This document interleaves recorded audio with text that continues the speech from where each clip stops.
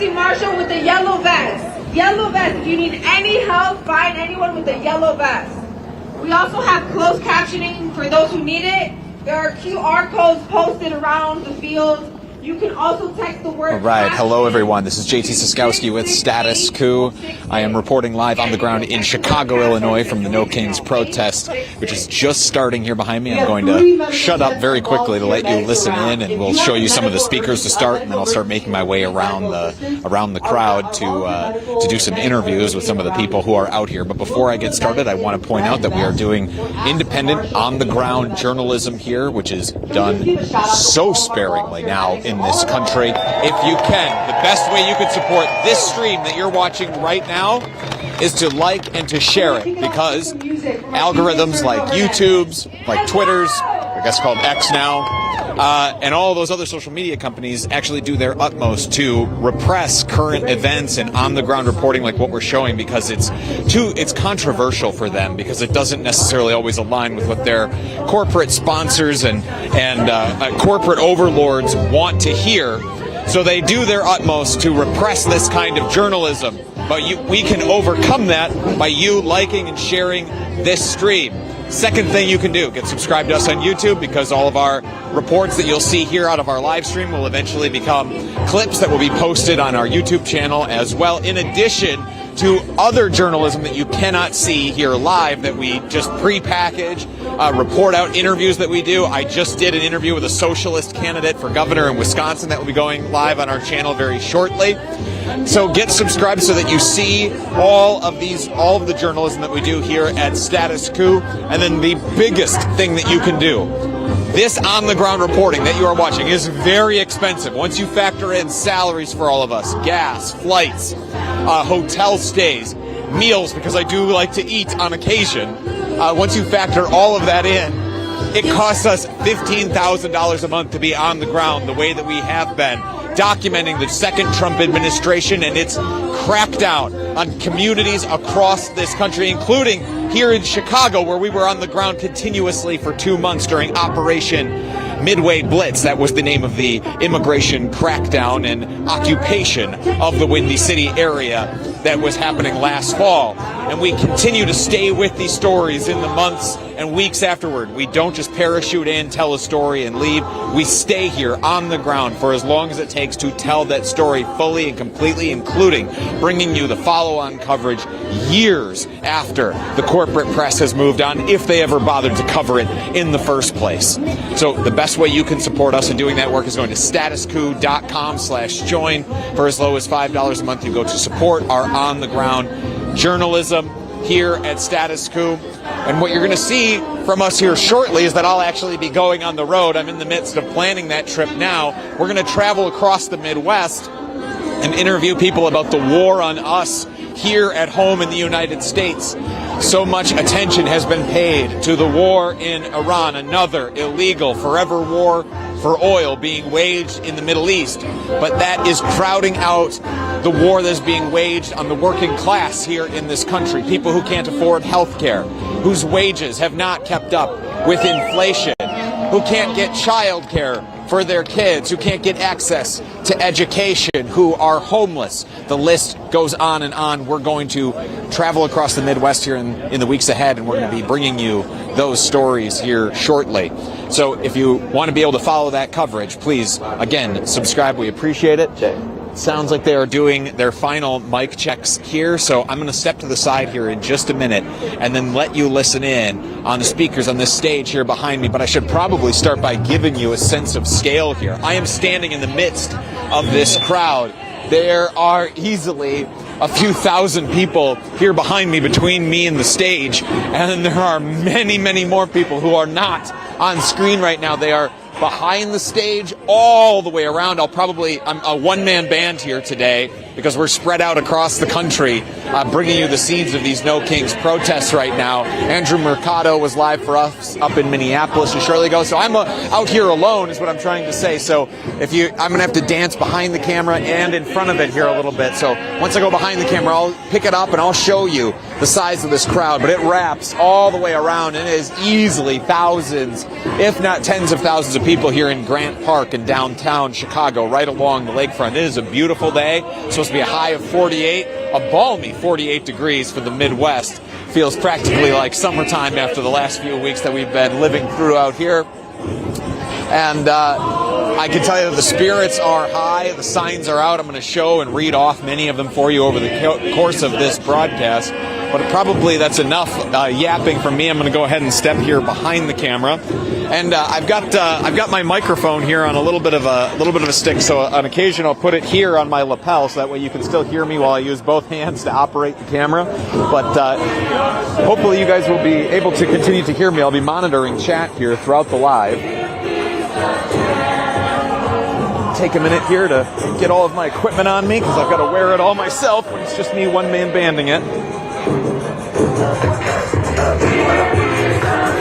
And what my producer Colin was telling me is that you guys are able to hear through the microphone. I can't hear what you're hearing right now, so what I'm being told from my producer is that you guys can hear just fine through the microphone, everything that's coming through the speakers. I'm going to zoom out here a little bit, and we're going to pick the camera up. I'm going to show you the scope of this crowd. Again, this is Chicago, Illinois. And you see there that we can't even see the edge of the crowd. I'm lifting the camera, I don't know, 4 or 5 feet above my head right now. And I don't think you can see the edge of the crowd. I'm trying to see through the viewfinder of the camera, and I don't see the edge of it anywhere out here. I'm going to put you down. I'll show you some of the signs as we wait for some of the speakers to get started.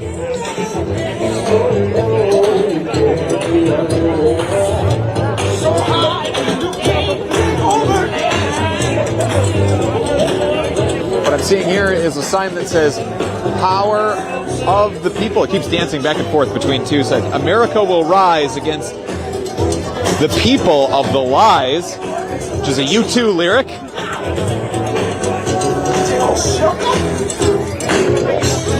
Back side of this sign here.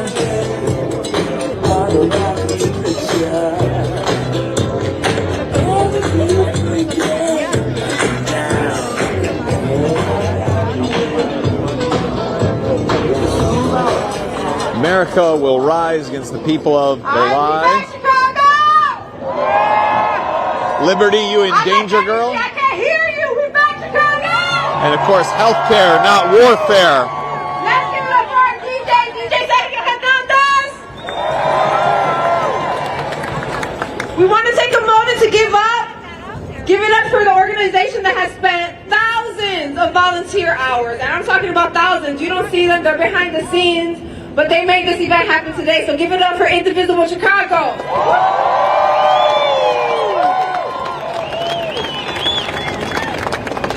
And despite an administration trying to divide us, it's clear today that we're united.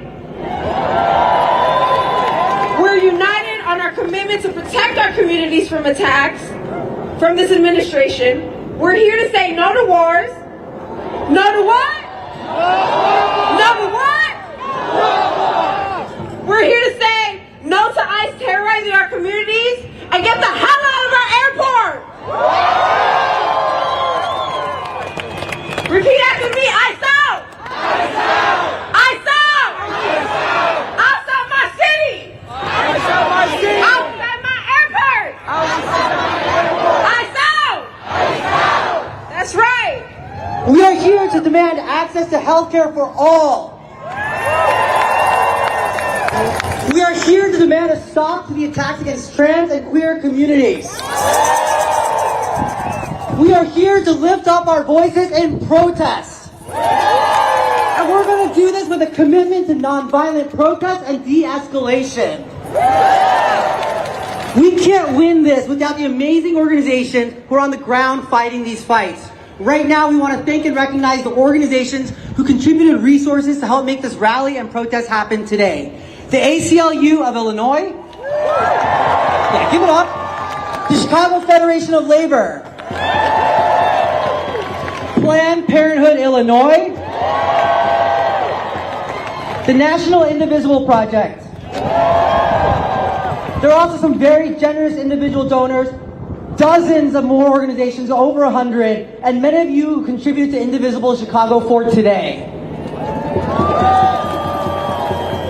We also have some reminders. Don't forget to drink water. Stay hydrated. We have ASL interpretation on stage and also at the ADA section. Yes, stay hydrated. That includes you too, Spider-Man. I see you. All right, and don't forget about our closed captioning. Please make sure you follow the direction of our volunteer safety marshals. You'll see them in that yellow right there. And they're here to ensure that we're all safe and that we're all secure. All right, so we have amazing, talented artists in Chicago. We already know that. We know that off the bat, right? We got good music, we got good food, we got good everything. That's why everybody wants to come to Chicago. But first up, we have the amazing Melody Angel, who blends soulful vocals, her electrifying guitar skills. So give it up for Melody Angel!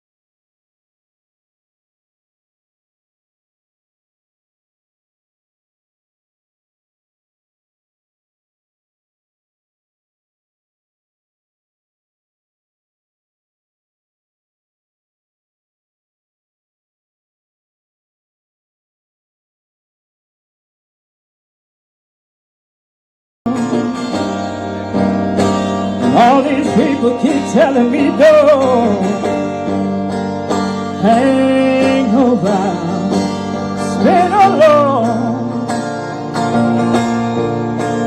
Long time coming, but I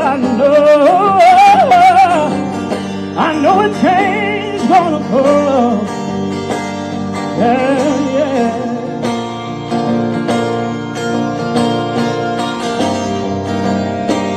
Then I go to my brother and I tell him, I say, brother, help me please.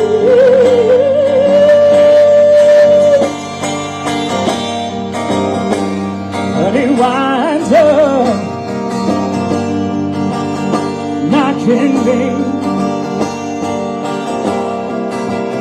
back down on my knees. There was a time when I thought I couldn't last for long, but now I know I'm able to carry on, spin alone.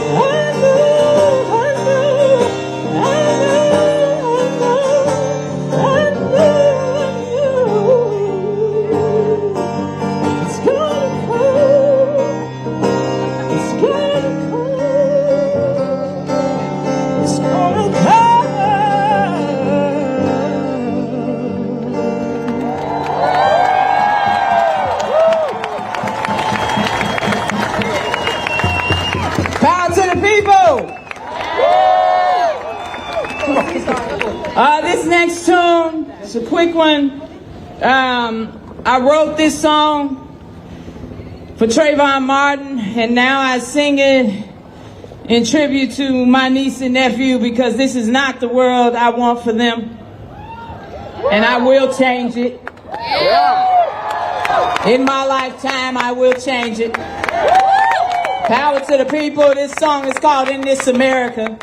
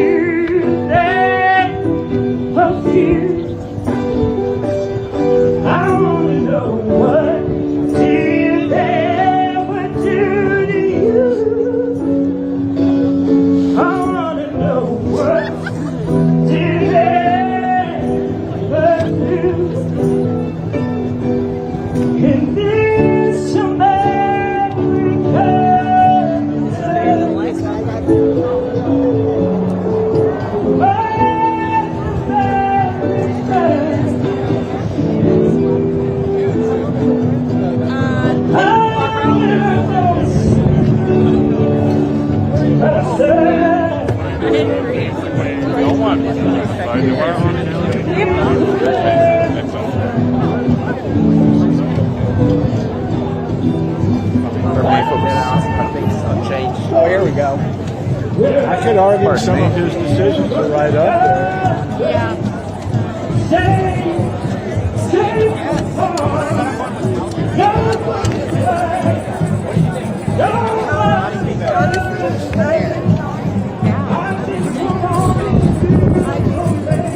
Yeah, and we're almost there.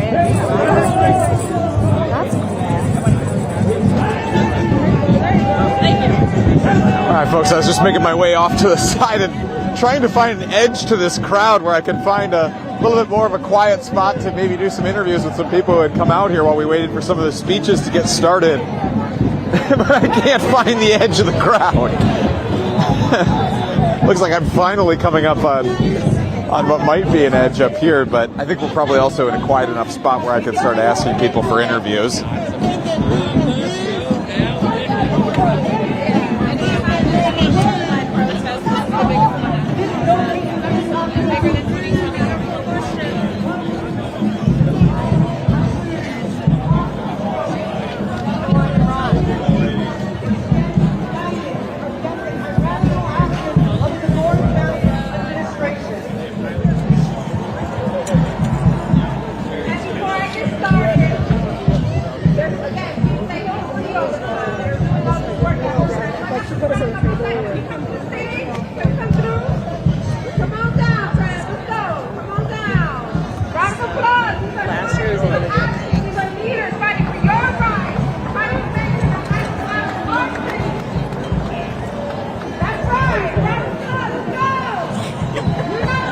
Like, it's your first protest. Here you go. Here's a sign. Pardon me, folks. I'm a reporter. I'm interviewing people about why they wanted to be out and the message they came to deliver today. Would you guys mind if I did an interview with you? Sure. All right. Are you doing it or am I? I could get both of you if you want. Do it together. Don't back up too far.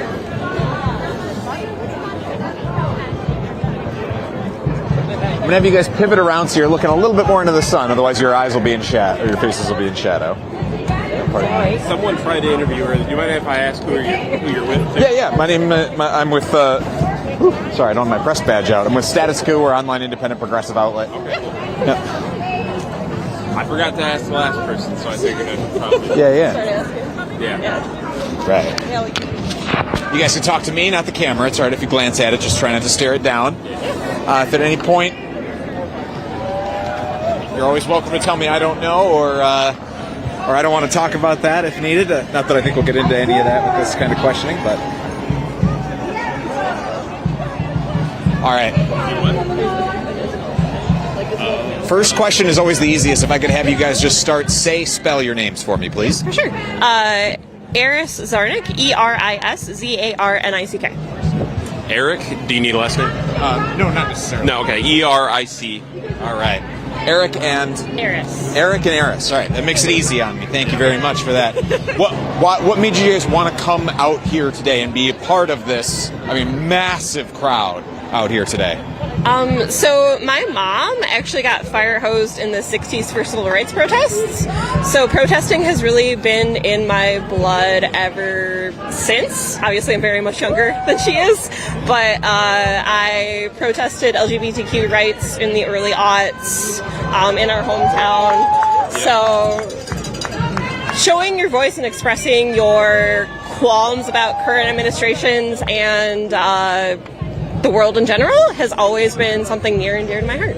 So. For me, this is my first time out at a protest, but I think, if first time ever at a protest, first time ever at a protest. So what made you see now I have to be out here in the street? You got an ornate sign too. We'll talk about it in a second. But what made you want to go all out and actually take to the streets?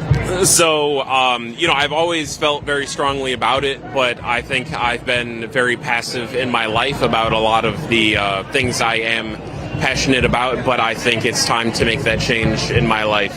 And, nothing's going to change until you do something. So, and, they say every voice matters, but it really does, because it's millions versus a lot versus the few type of thing. But it's, it's an important cause. It's it's the right thing to do, I think, at the moment. Okay. You're talking about change. What is that change that you want to see in the world right now? I fall away from worshiping oligarchs is really the major tone that I've got in my heart. Just people that have way more money than they know what to do with, not helping out their fellow man. I want to go back to the the glory days of, people being taxed appropriately to fund institutions like libraries and schools and museums to better off our culture. The glory days when government just kind of funded public services. Yeah, exactly. The glory days. Yeah. When we had things that other countries that are way more progressive and modern have today. So, yeah.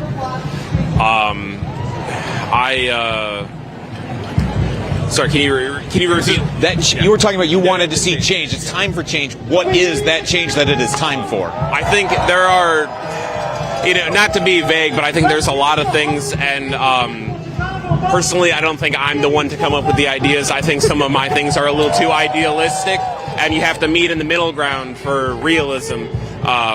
But people caring about each other. I don't think I'm not really currently religious, but I was raised religious, and I still think that caring about your neighbor, you don't have to be religious to care about other people. Eric, let me stop you right there. You said, this stuff is too idealistic, and the first thing that you brought up was just like people caring about other people. Is that something that you think is just gone from the world at this point? I don't think entirely. I think there are times, when times are tough, we have to take care of ourselves before we can take care of others, and I don't think if we can't take care of ourselves, then we can't afford to take care of others, because then that care you're putting out will no longer be in the world, obviously, if you can't sustain yourself. But it starts way up, and with the way systems, all of those things that are intertwined with capitalism and worshiping money and all of these things, it's so hard to untangle all of those things at once that it's, I don't think we're really going to dig into the real problems until we untangle some of the higher up things, if that makes any sense to you. Yeah. I mean, you're talking already there about, you're talking about real big picture stuff like the corrupting influence of capitalism, the accumulation of corporate power. I mean, these are things that my outlet covers day in and day out. So it's certainly things that I'm not a stranger to talking about. But I think for a lot of people, yourself included, this is going to be their first time out at a protest. How would you like to see the energy of this moment harnessed by your leaders and channeled towards some of that change? Who are the leaders that should be listening to you right now? And what is the message that you want to send to those leaders, the ones who should be enacting this change that you're talking about? There are a lot more of us than there are of you. And so you should really be careful about what tone you want to set in the world and how that impacts yourself and how much good you could do being a better leader. So I think the message that we get out, there's always going to be, I think, people saying that, they're paid protesters or there's violent whatever. Being the vocal, not be, because it's always the loud ones that, the louder, the angry ones that stick out.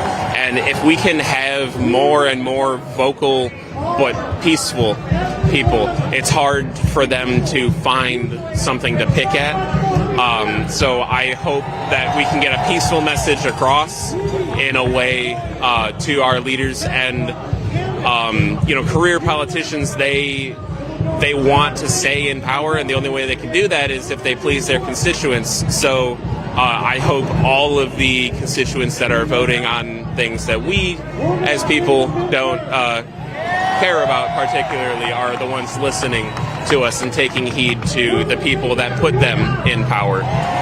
This protest is happening in the context of the war in Iran, another illegal war of choice being fought for oil in the Middle East right now.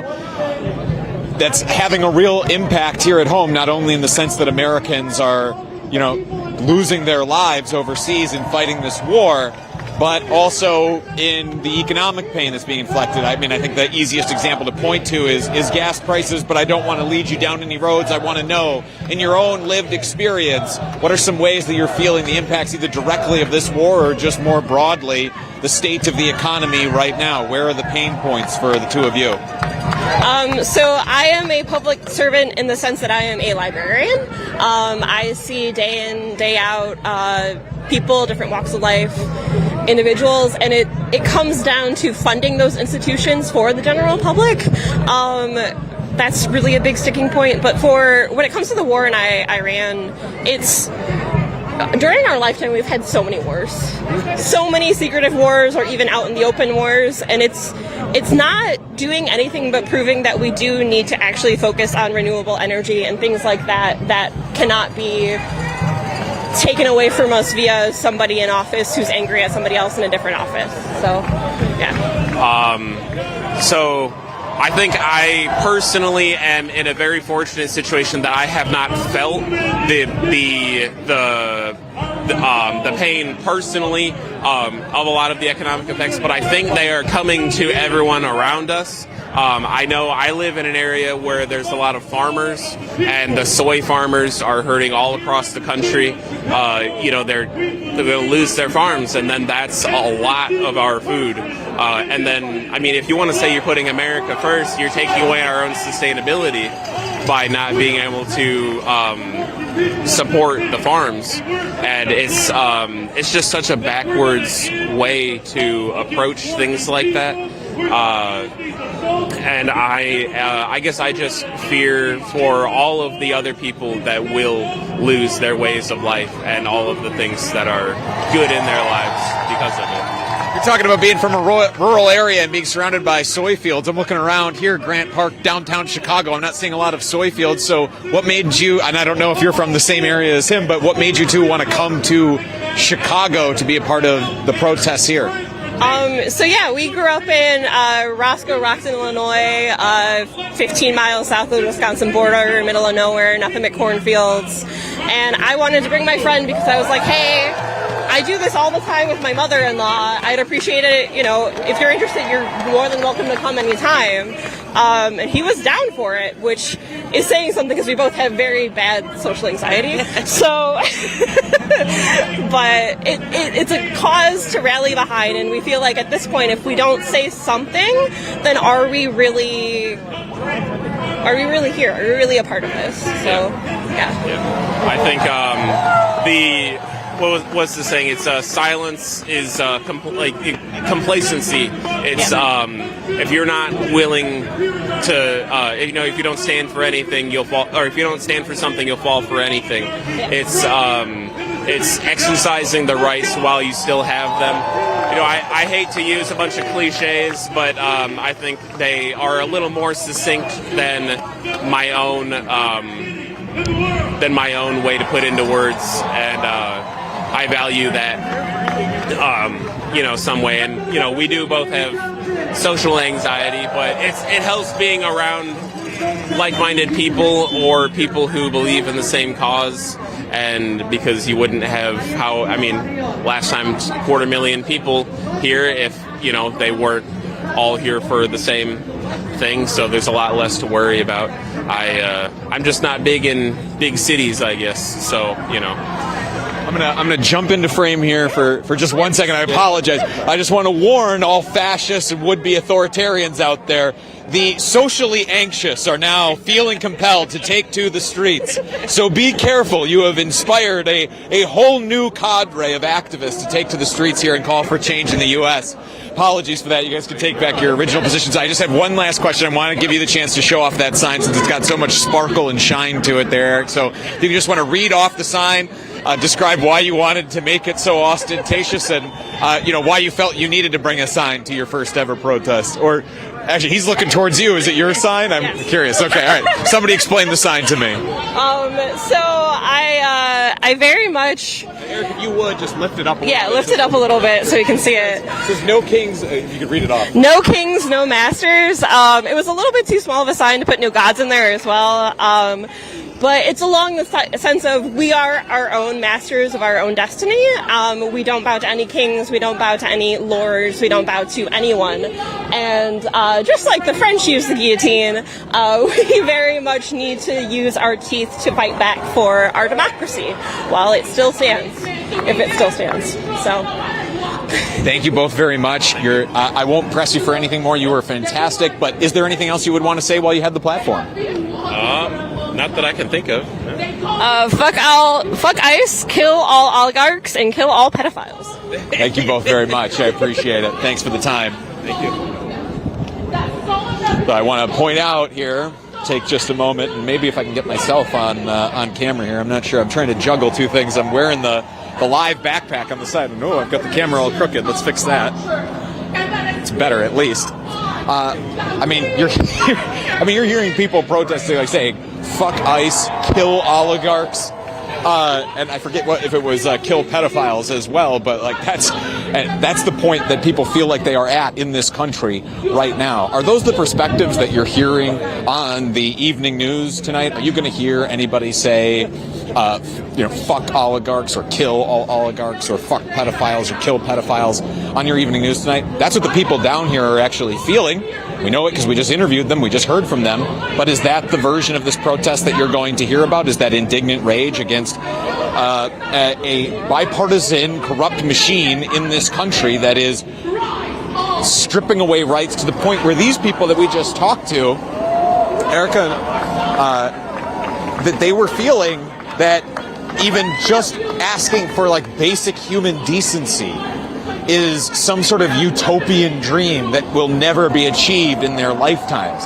That's how conditioned people have become underneath this capitalistic, you heard that identified as a root cause, this forever lust for profit over everything, over humanity. That's what the war in Iran is largely about right now, in a war for oil and more corporate-friendly regime change in Iran.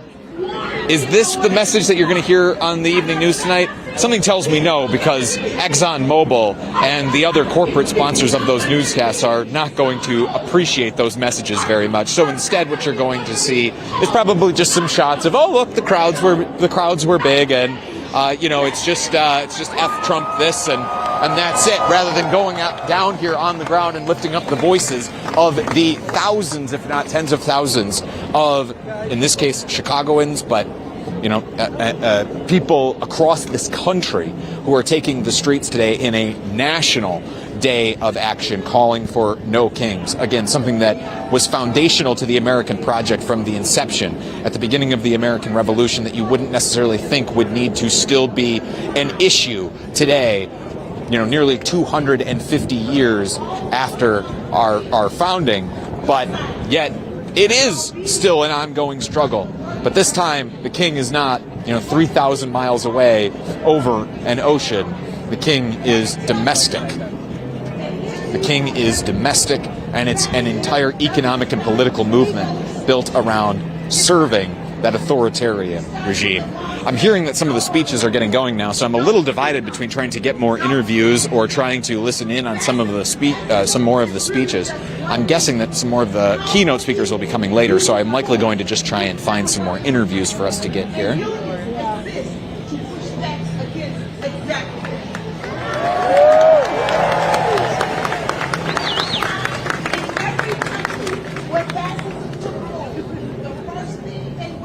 Pardon me, folks. I'm a reporter. Would you mind if I interviewed you about what you wanted to be out here today and the message you came to deliver? I do not feel comfortable with that. That's fine. I can't make you. They don't wait.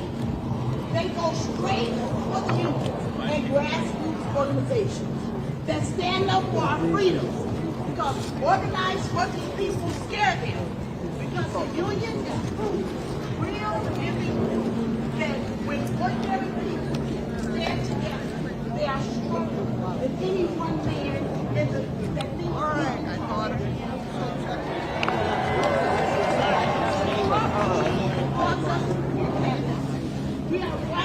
Pardon me, sir. Pardon me, I'm a reporter. I'm out here interviewing people about the message that they came to deliver today. What do you work for? Status Coup, online independent progressive outlet. Yeah, thanks anyway. Okay. Appreciate it. I happen to not be working that day. What do? We do what we're Finally got it. We speak. I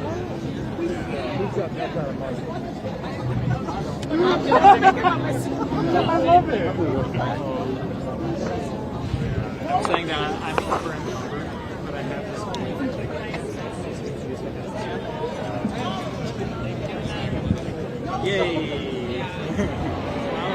Pardon me, folks. I'm a reporter. I'm out here interviewing people about why they wanted to be out here today and the message they came to deliver. Would you mind if I interviewed you? I think we'd love that. Yeah?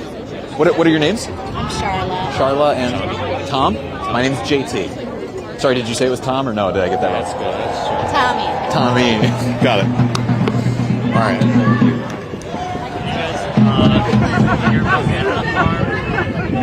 What's the relation or mom and son? Okay. All right, I'm gonna have you guys squeeze together here because I don't have a lot of room to work with, so it's a really tight image here, tight screen. You can talk to me, not the camera. Sorry to glance at it, just trying to stare it down. All right. So if I could just have you both start by, again, just telling me your names and spelling them for me, please. I'm Charla, Sharla. Tommy, Tommy. And I heard, and you were just telling me off camera there that you were mother and son. So what inspired you both to want to be down here today among this crowd of thousands of other Chicagoans? Well, I'm teaching him what democracy looks like. So this is all a teaching exercise? This is all a parenting exercise? Well, it's both. This is about taking our right to speech and telling the world what we believe. And in the best city in the world, Chicago is where we can speak the loudest. So brought him down here. This is his spring break. Great opportunity. Tommy, how do you feel to be spending your spring break at a protest? Oh, this is pretty good. I mean, it's the end of my spring break, but it's a good way to end it. I had a good week, and yeah, it's just a good way to end it. Glad to be here. So what's the message that you two came to deliver? And really what I'm kind of inviting you to do is read out your signs to me. These are clearly homemade. Yeah, if you would lift them up for me, it's like kind of right in front of your faces. On the one, we've got no kings, and I'll ask you to explain that there in just a second there, Tommy, what we're seeing. And then we've got no crown for the clown there that Charla is holding. Thank you both very much. So if you just want to describe what's happening on your signs here and the messages that you're delivering here today. Well, last No Kings protest, he posted an AI video of him flying a plane over the protesters and dropping poop on them. So I'm just trying to repay the favor. And it's a picture there of a jet dropping, looks like turds onto a cartoon version of Donald Trump.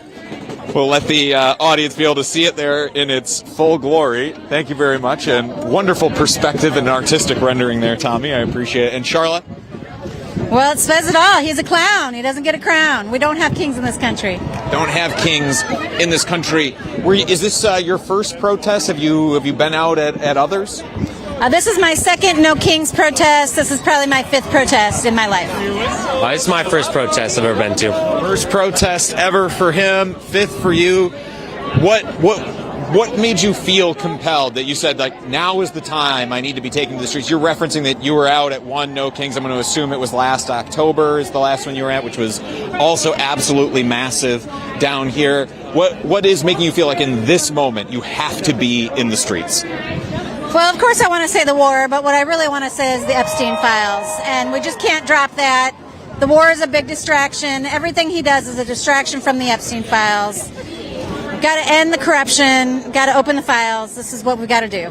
Tommy, are these issues like the idea of like the Epstein files and all that breaking through to other like people your age in your age bracket? Like is this the things that are relevant to your life right now? Really, what I'm saying is like when I was in high school, you would not have caught me dead at a protest, especially on my spring break. So the fact that you are out here makes me want to say like, are you a canary in a coal mine? Are you an example of like how more people your age are feeling right now that they feel like they have to be in the streets, or is this kind of or are you an exception?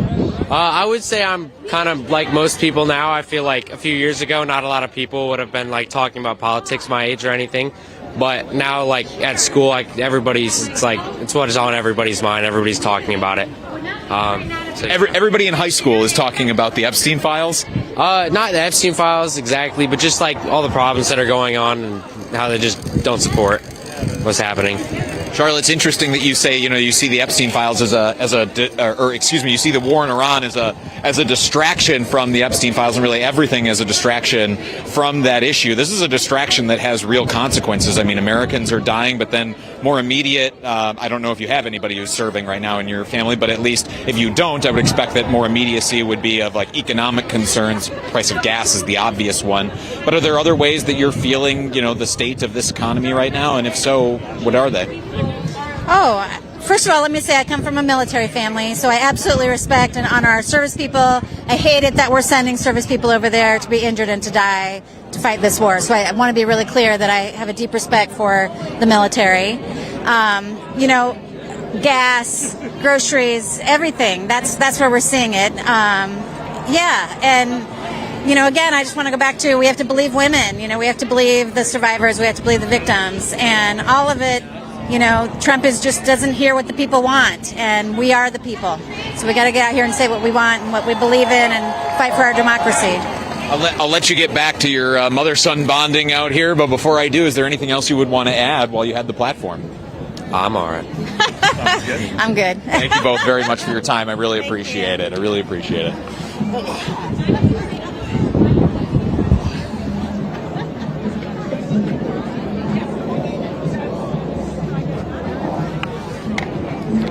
I'm starting to make my way back through the crowd towards the stage.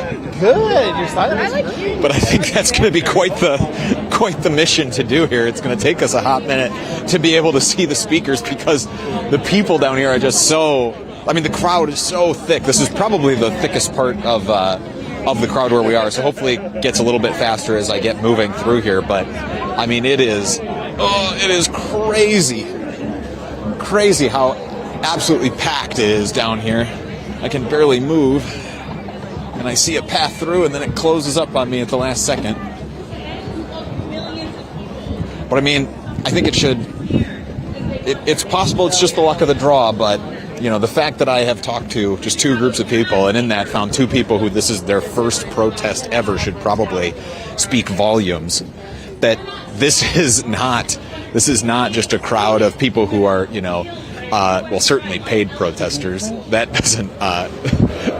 No one would be able to afford crowds like this across the country. But then, too, also just like of the people who make protesting, a point of their day-to-day living.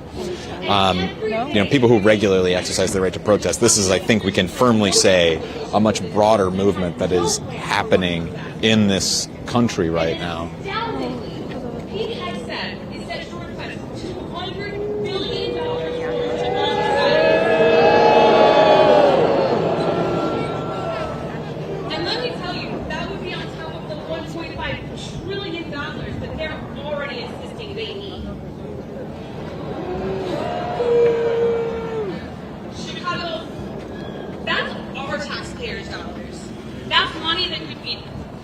Teachers, build housing, feed kids, and lower medical bills.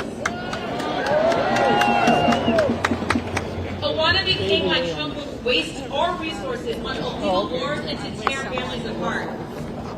We say not one more dime. In the coming days, our elected officials will decide whether this war should continue, whether ICE can stay on our streets and in our airports. Our message to them is simple. No ICE. No war. No kings. Congress must reject funding for Trump's wars, for ICE, and for any spending bills that keep this dangerous administration in business. We're here today because we refuse to be silenced. Tomorrow and every day after, let's keep making as much noise as possible. Thank you. I'm going to let us listen in on the next couple of speakers. Give it up for you, Shayna!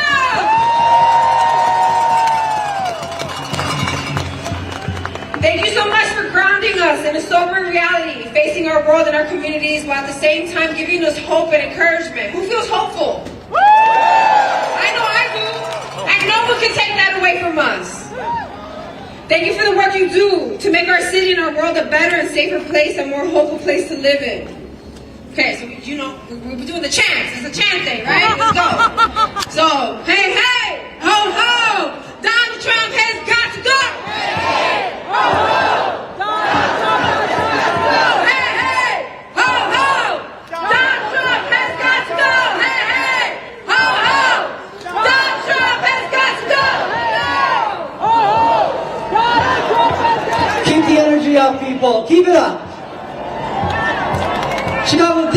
lost an icon in the fight for civil rights.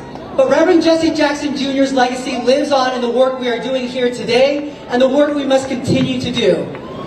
Our next two speakers embody his vision and the fight for our rights, for dignity for all of our communities and for unity. Pastor Julian DeShazier is a pastor at University Church in Hyde Park. He not only talks the talk, but he walks the walk, and we are so excited to have him on the stage today. After Pastor Julian, we will welcome Ed Yonka from the ACLU of Illinois. The ACLU of Illinois has been leading the fight to stop the federal administration from trampling our legal rights. They are leading efforts in the courts to protect our communities, including our right to vote. Please welcome Pastor Julian and Ed Yonka.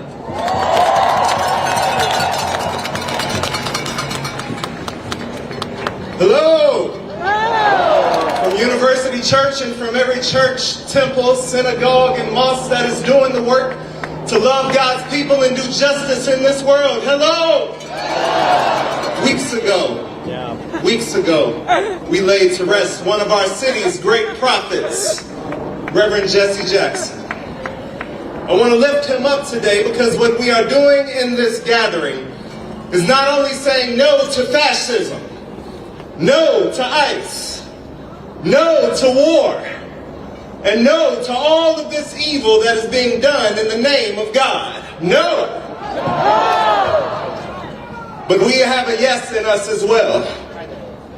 Each of us represents a struggle of not feeling seen or heard by this government. And many of us have felt this attack in our own bodies. As this country prepares to celebrate its 250th birthday, this gathering right now reminds us that we are the ones who helped build this country. We built this. And Reverend Jackson spent his life urging us, the least of these, not only to claim that and to fight back, but to work together, to see the struggle of the black woman as our struggle, to see the attack against immigrants as an attack against each of us, to see what is happening in Palestine and Venezuela and Sudan, and on the south side of Chicago, to see what is happening to poor children and service workers, to see what is happening to our trans and queer and neurodivergent and disabled family, to not only see them as family, but to say yes to their struggle. Can I hear you say yes? Yes. This struggle gives us color and texture. Look around you today and notice the faces and voices of people that are not your own. Say yes to their color. Yes. Say yes to their struggle. Yes. Chicago, say yes to solidarity. Yes. To putting your color next to theirs. Yes to the Rainbow Coalition. Each of us is a child of God fighting to be free right now. This government has told you no, but I came here today to tell you that our Creator has said yes. So join with us. Join with the ancestors who have fought and bled and died for freedom. And say yes. Yes to humanity. Yes to peace. And yes to sharing in this struggle together now and forevermore. Amen.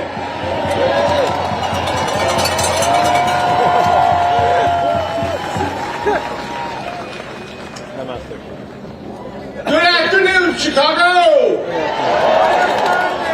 The ACLU is proud to join with all of you and with millions of people all across this country in saying that we have had enough of a dangerous and incoherent wannabe president. We've had enough of illegal wars without Congress. We've had enough of slashing funds for critical programs like Head Start. We've had enough of mass heavily armed ICE agents in our streets, terrifying our neighbors. And yes, we've had enough of cruel attacks on trans kids for cheap political points. And now, we've had enough of Donald Trump trying to rig our midterm elections. Donald Trump is incessantly pushing the SAVE Act, a measure that would force people to present a passport or a birth certificate just to register and vote. If you don't have access to those documents, you'd have to pay for them, a modern-day poll tax. The SAVE Act decimates Illinois laws that allow registration by mail and online.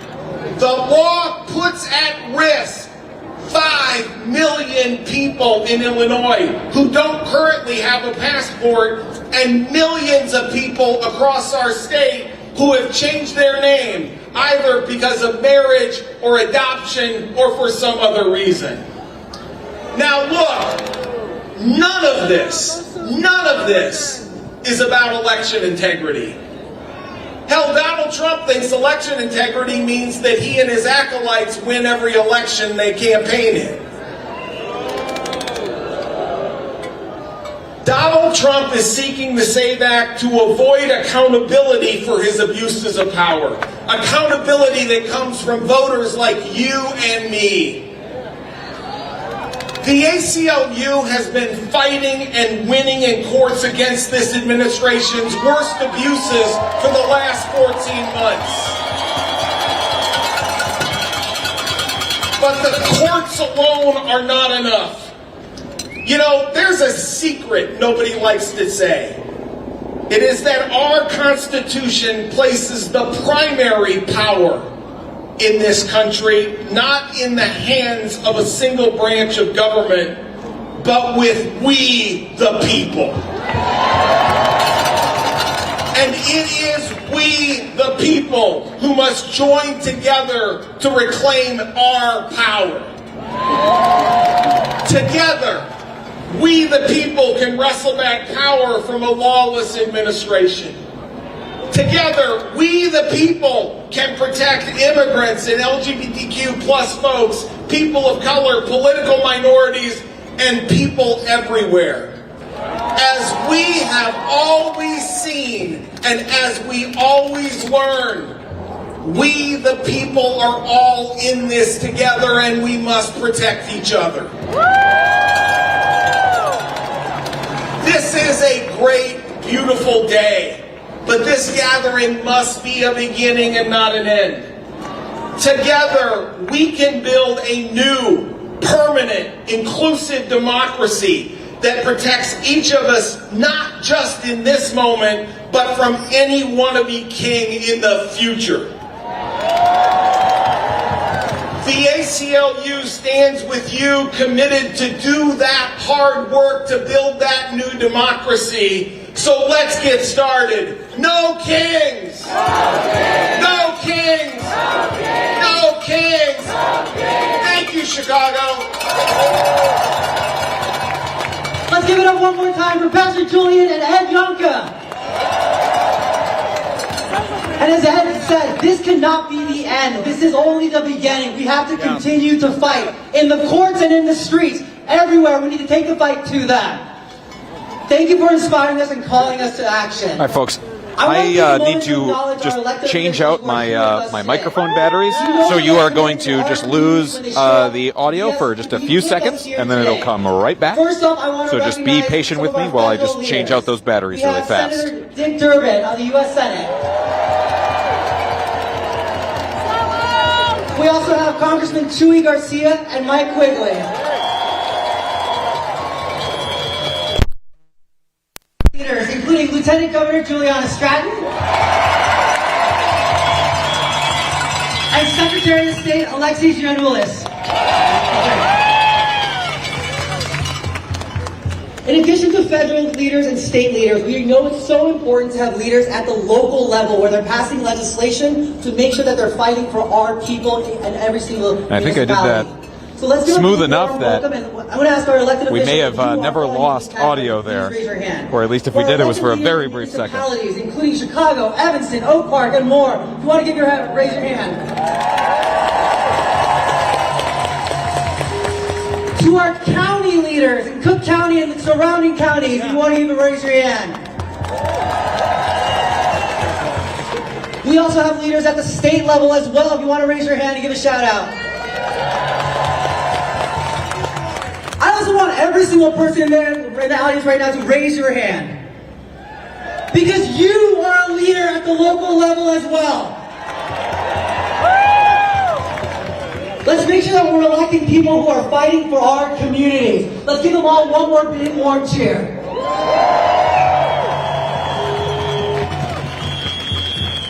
Show me what democracy looks like. Show me what democracy looks like. Show me what democracy looks like. Oh, y'all got the chance now, darling. Let's go. Y'all think y'all ready? All right, our final words will come from our amazing youth. Because who are we without our youth, right? We're leading the way. They're actually leading the way a little bit. Join me in welcoming Amari and Angelique with the Chicago Students for Change, and Ale and Leah from the Social Justice High School in Little Village, who led the organizing for the student protest, the ice walkouts. Yes. With youth like this, we know we're in a good place. We know our hands are in a good future. So let's give a round of applause for them.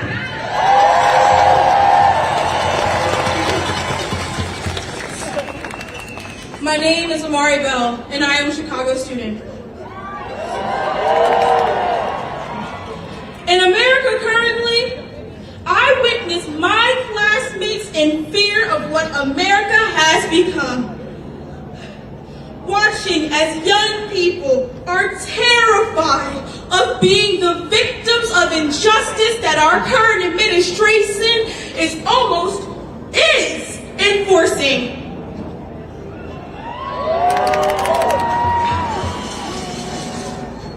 When our so-called government is telling students everywhere that you do not matter, that your voice will not be heard, that you cannot speak, they are hurting us.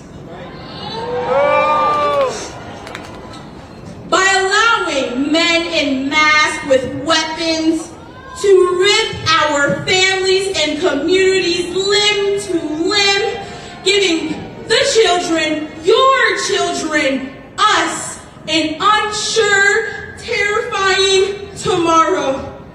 People are too afraid to leave their houses to even survive. When they are raping, breeding, and murdering children, they are telling girls and boys everywhere that if you are the victim of a sex crime, it does not matter if the perpetrator can pay off the law.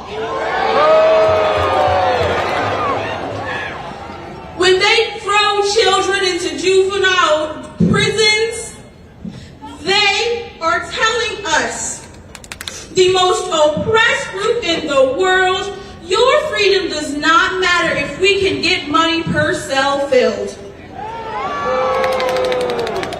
They are ignoring the needs of us, the most oppressed group in the world, convincing the masses that the children don't know what they're talking about because they are uneducated, while they're stealing money from our public schools to fund the military they use like toys. We will not let a racist, rapist, fascist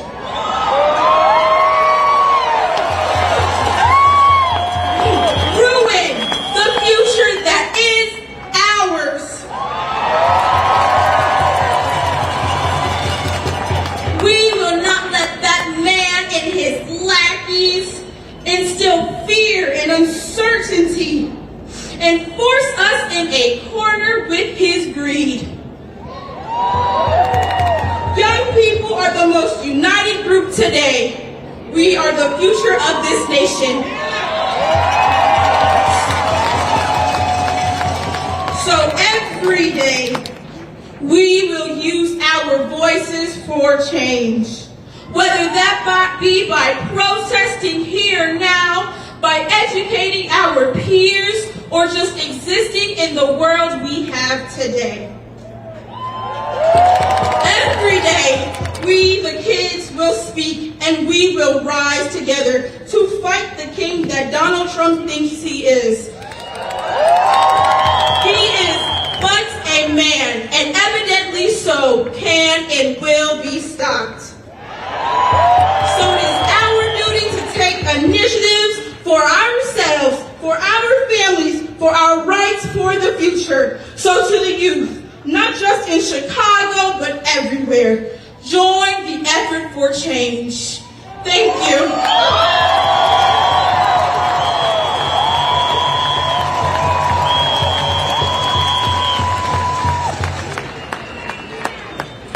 Hello, my name is Lia Sofia Lopez, and I'm here to represent the Little Village Lawndale High School in Chicago.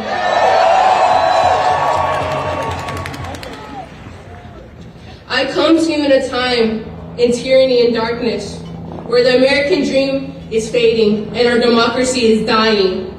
My fellow Americans, I come to you in a time where the color of your skin or the language that you speak determines whether you belong in this country or not.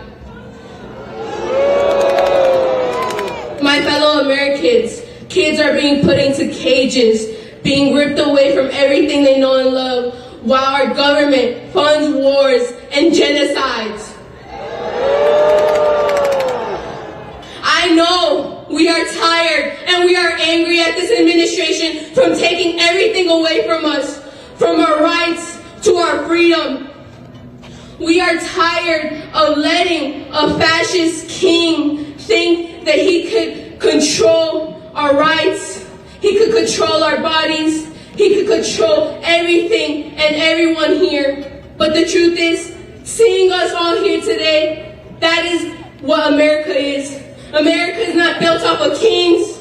America is not built off of fascists and dictators.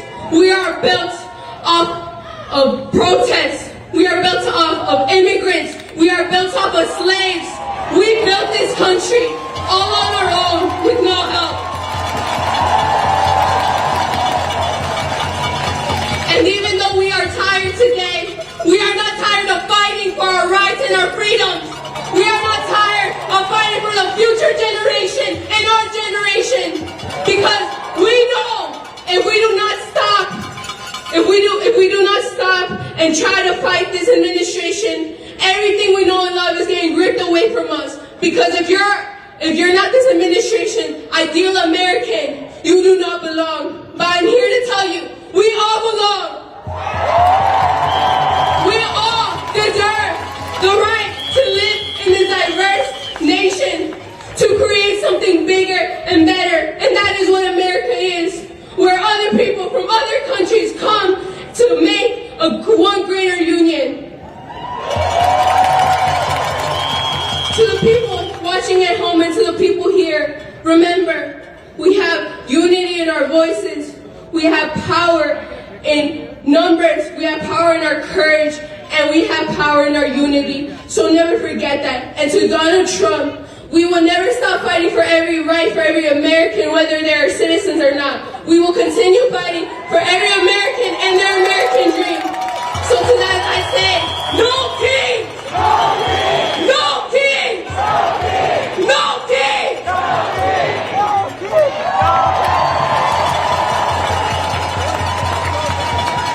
Y'all, let's give it up one more time for our students!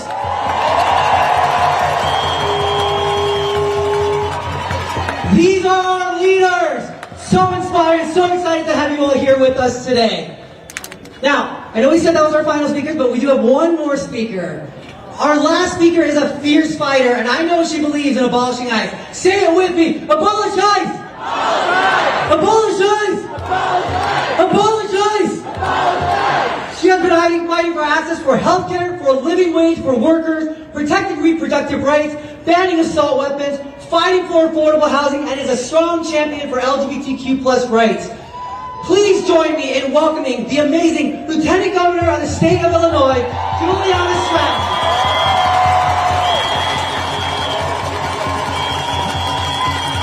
How you feeling, Chicago? I'm Juliana Stratton. I'm proud to serve as your Lieutenant Governor, but I'm especially proud to be here as your Democratic nominee for United States Senate. I want to begin by thanking everyone from the Hands Off Chicago Coalition for organizing this powerful protest. And can we give it up for all the volunteers that are here today in the yellow vest? Thank you for what you're doing. And I want to thank everyone for showing up and fighting for our democracy. I am so proud that here in Chicago and all across the state, we are standing up and making it clear. There are no kings in Illinois, and there are no kings in America. This right here is the kind of energy that we need. It's the same energy that I saw each of you bring last week as you headed to the polls and made your voices heard. But this work and this energy, it does not stop there. Because over the last year, Donald Trump has tried to systematically dismantle our democracy. That's right, he has stomped on the Constitution, and he has tried to throw out the rule of law. He is a wannabe dictator, and the consequences are playing out in our everyday lives. He's dragged us into another war. Did any of us ask for that? No. Here's what we've been asking for. We've been asking for affordable health care. We've been asking for good-paying jobs with livable wages. We've been asking for quality education for every child, no matter their zip code. We've been asking for bodily autonomy because we don't need the government telling us what to do with our bodies, do we? We've been asking for affordable housing.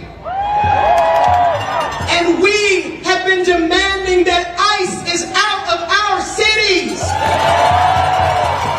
But Donald Trump doesn't care about you.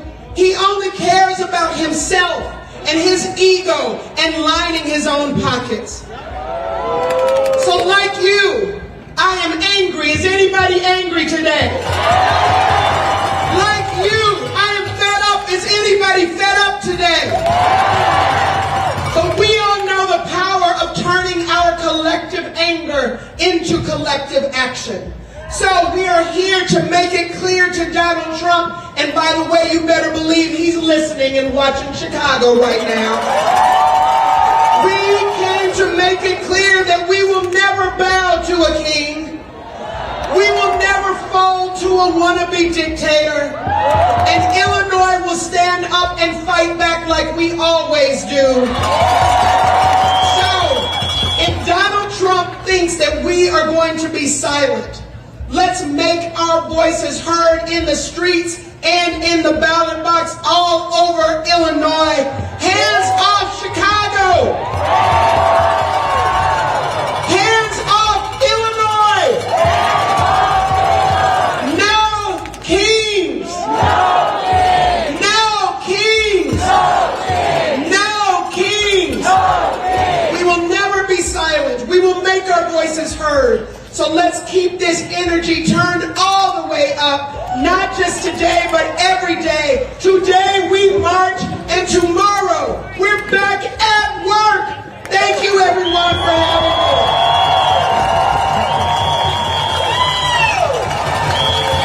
Let's give it up for the amazing Lieutenant Governor Juliana Stratton!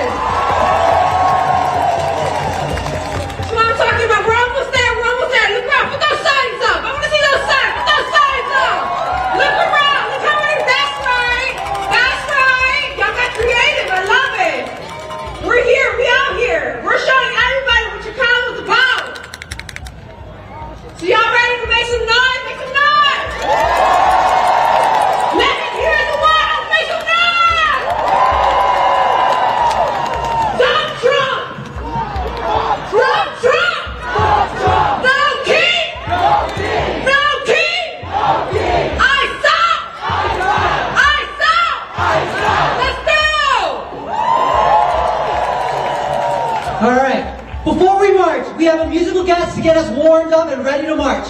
Rick Wilson is another local treasure. He's a disco funk artist and activist who is here to share his talent.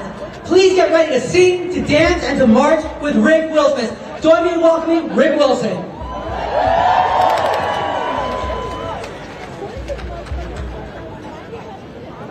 I'm going to make my way back to the edge of the crowd here again as they get ready to march so we can march along with them pretty comfortably. I want to try and be near the front at times here if I can.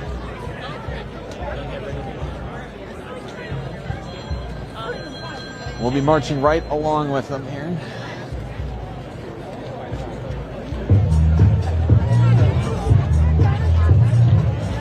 What's up, y'all?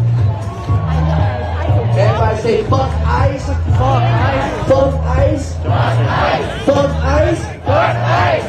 Okay. They ain't never show no love like the world against us. Being born with no luck and more than this stuff. Fight the power like Chuck. Rage against the machines and not giving fuck. Pain us all with one slug. We don't own their drugs, wrong black blood. Politics is just shrug. Ain't no help from above. They don't wanna see us up. Let our people grow up. Everybody fish up. Cause we got to go up. I want to get a picture of that. Everybody say no kings. No kings. Fuck you, mean. Fuck you, mean. Okay, look, I got my little economy. They treat us like pieces of Monopoly, but one day you'll be nothing but the rest of me. The bunch of police abolish prison, but don't say a word. Fuck us, let them all free. Let the kids be in a sex surgery. The dogs in the slavery cannot save us. The night killed my brother's not a savior. Y'all can see lost like religion. I ain't really here to play with position. I don't think you gon' win for the missions. Niggas tired of the Twitter feed lynches. See if all my friends sleep with the prisons. Why you better push it down? They don't wanna see us up.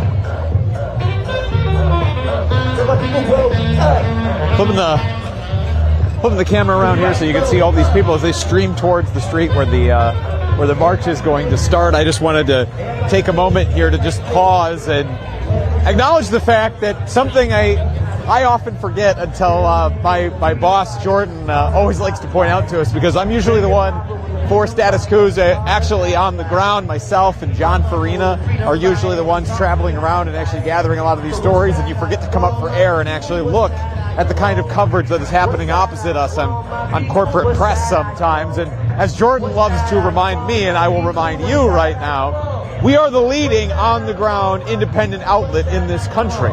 In fact, something that I was recently struck by during our 2 months, nearly continuously, that we were on the ground in Minneapolis for the entirety, nearly, of Operation Metro Surge in that city, where, of course, we saw the deaths of Renee Good and Alex Preddy at the hands of ICE and Border Patrol officers. Prior to that, we had been on the ground there already for weeks before those deaths happened, and I actually heard from a number of reporters who came up to myself and John there on the ground, and who would come up to me and say that, oh, they were watching our coverage as a way to know what was happening on the ground in Minneapolis. That's the service that we provide to the rest of the corporate press. You would think that with a staff of hundreds, that these larger news entities should really be able to have an on-the-ground presence in the same way and even larger than Status Quo does, but a lot of times they can't even bring themselves to send one reporter to one community for actual sustained on-the-ground reporting. If they go, they parachute in and then they leave. We don't do that here at Status Quo. We go on the ground and we stay on the ground for days, for weeks, for months if need be. That's the work that we do because we believe that that is how you generate really quality reporting and actually exposes a lot of the corruption and problems that are happening in this country right now. And I am saying all of this to say that that is only possible through the support of our members who pay for as low as $5 a month. You know, the cost of a cheap cup of coffee or 16 cents a day. A cheap cup of coffee at $5, oh my God. An overpriced cup of coffee at $5, don't get me wrong. But for the cost of a cup of coffee, or for 16 cents a day, you can help sustain our on-the-ground reporting, which is very expensive. There's a reason that corporate news doesn't do it, and it's protecting the bottom line. At the end of the day, I know because I came out of corporate media, and I have seen them reject reporting trips before because of the cost that it would incur to the corporation. Not because the corporation wasn't profitable, mind you, but just because they wanted to be even more profitable, or to be able to buy up even more properties so that they could have even more monopolistic control over our media landscape. It's not something that we're interested here in Status Coup, scrimping and saving every penny. We try to be responsible with your money, don't get me wrong, but we want to put it towards actual journalism. And that's what we do here, which is what allows me to be here on the ground in Chicago again, after we were already on the ground here for weeks and months. So if you want to support us, again, statuscoup.com/join. That is the biggest thing you can do to actually support our on-the-ground efforts here for all of the work that we are doing. Crowd is starting to move. I'm going to start to move with them. I've been watching the chat as you guys, as we've been going here, when I get those moments, like as some of the speakers are up there, and want to thank you all for the words of encouragement, and those of you who have been giving super chats and subscribing already.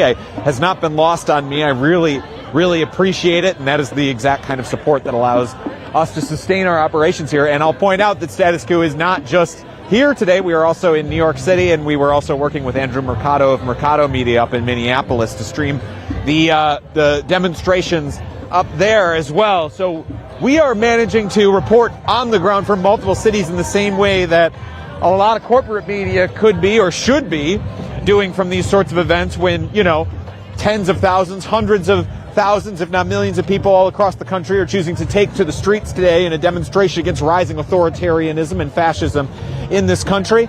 But we're doing it with a fraction of the crew. So I really appreciate your support. Every dollar you give goes directly back into the journalism. I'm not privy to like every aspect of our financials, but I do know that, you know, we're not out here buying yachts at Status Coup. So we do, a lot of it gets sunk right back in to being able to, like, you know, buy me another hotel room, or to be able to buy John another plane ticket to meet me somewhere, etc. So we really appreciate that, or to pay the salaries of our small but mighty staff here at Status Coup. So thank you all to our supporters. I really appreciate that. And I think I'm in danger, actually, of falling behind the march here, as like I'm seeing the crowd kind of build up, and you're seeing that it's thinning out here behind me as people get ready for that march. So I'm actually going to walk over this way, where it looks like people are already lined up along Michigan Avenue here in downtown Chicago. First, I'm going to make my camera a little bit more friendly to travel with. So I apologize while I wave you guys around in the air for a little bit here. Try to keep your motion sickness to a minimum. And I just collapse my camera and my tripod down here to be a much more manageable size. There we go. All right.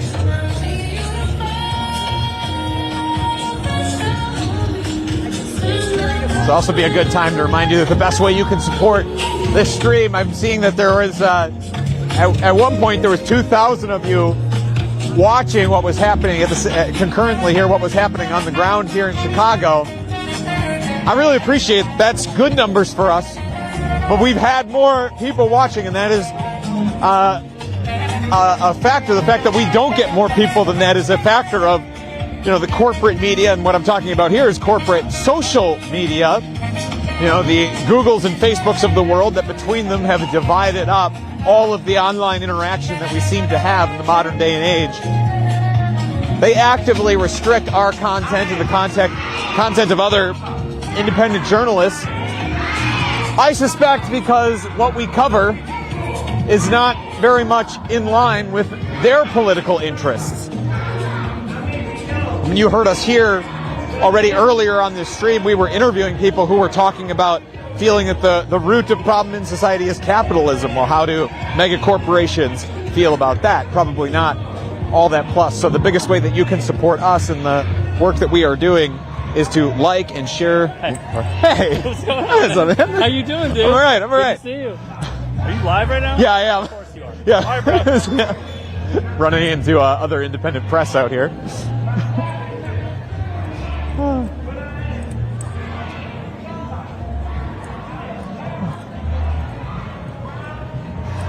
But the biggest way that you can support the work that we are doing here is to like and to share our stream, because that sends a message to the algorithm. This is what people want to see, and because the corporate entities that run all of our social media channels are greedy, they want as much watch time as possible. So if our audience is sending the signal that this is something that people want to watch, well, then our streams get out to more folks.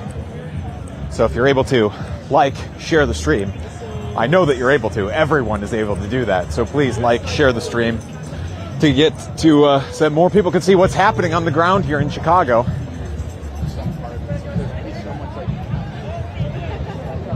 I don't know if I'm going to be able to show you here because I've now collapsed the camera down. Maybe I'll expand it out again a little bit. But you see,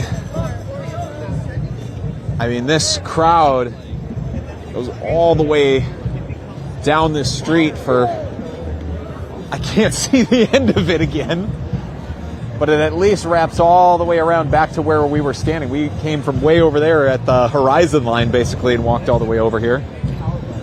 So that is just thousands upon thousands of people who are already taking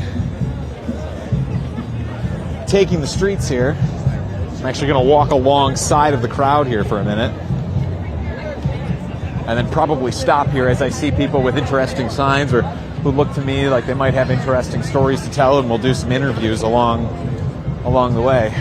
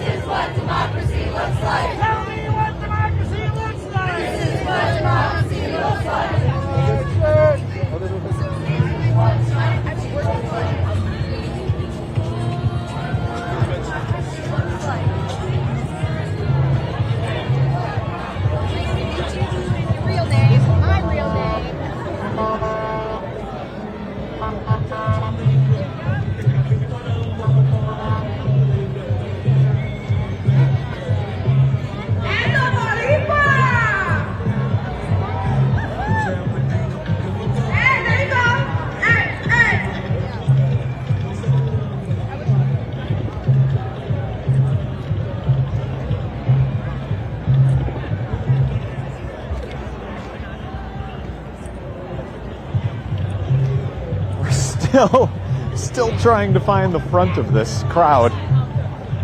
Oh my God.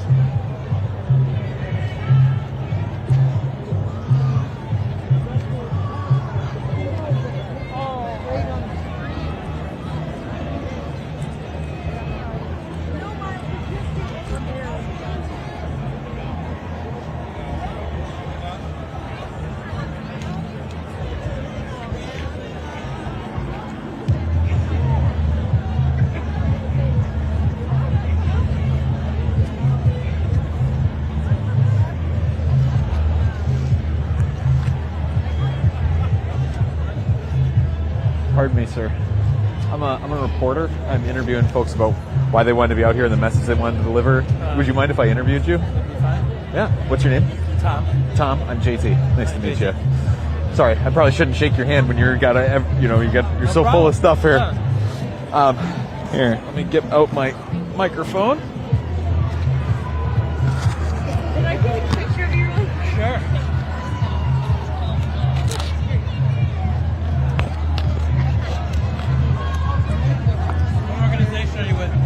Status Coup News and the Midas Touch Network. Okay, I'm not familiar with them. Online independent progressive outlet. Cool. Yeah. Just a minute, I'll get on this side of you, and then you can walk as you need to go. I don't need to hang you up. I can't walk that fast in this costume. All right. So, can I have you start just by spell your name for me, please? Tom McClurg, MCCLURG. All right, Tom. You are out here in quite the get-up here.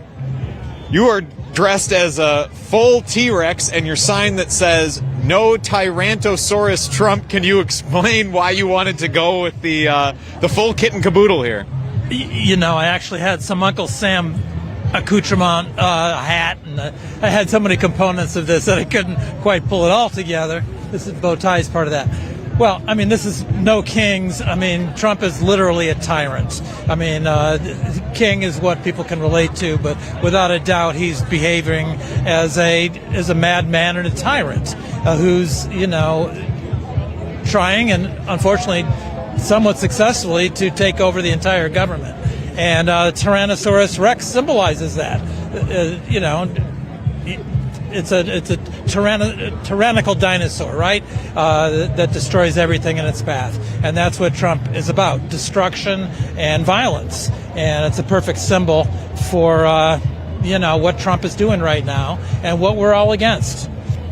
Is that what you feel his ultimate goal is here? I mean, we don't have, of course, in America, we don't have, you know, kings in name, at least, but do you feel like that's the level of power that he is seeking is just completely unchecked by any branch of government? I think he's fundamentally a thief. I think he's fundamentally a criminal. He came up in New York, you know, trained by mobsters. Yeah, he's stealing the country blind, and I also think he's psychotic. I mean, he's got this violence impulse. He uses violence against, and he's an extortionist, you know, in true mob fashion. And yeah, he's going to. What we all see is him using all those tendencies, and it's getting worse. I think from what we all see, I think we're going to have 10 million people out on the streets today, and trying to get to that 3% where, you know, the objective here realistically is to flip the House and the Senate Democratic in the fall, and then try to impeach him. Try to impeach him. By that time, there's going to be a lot more damage done in this country, where there's going to be a lot more support and pressure on even Republicans to impeach him and get him out of office, because I don't think the country can handle another 2.5 years. Do you trust Democratic leadership in this country to be able to hold him accountable? Not all of it, probably a minority of it, but no, I think for the most part, you see the Senate voting as a block, the House voting as a block. I think that they could be more vigilant, and I'd like to see other parties. I'd like to see the Green Party. You know,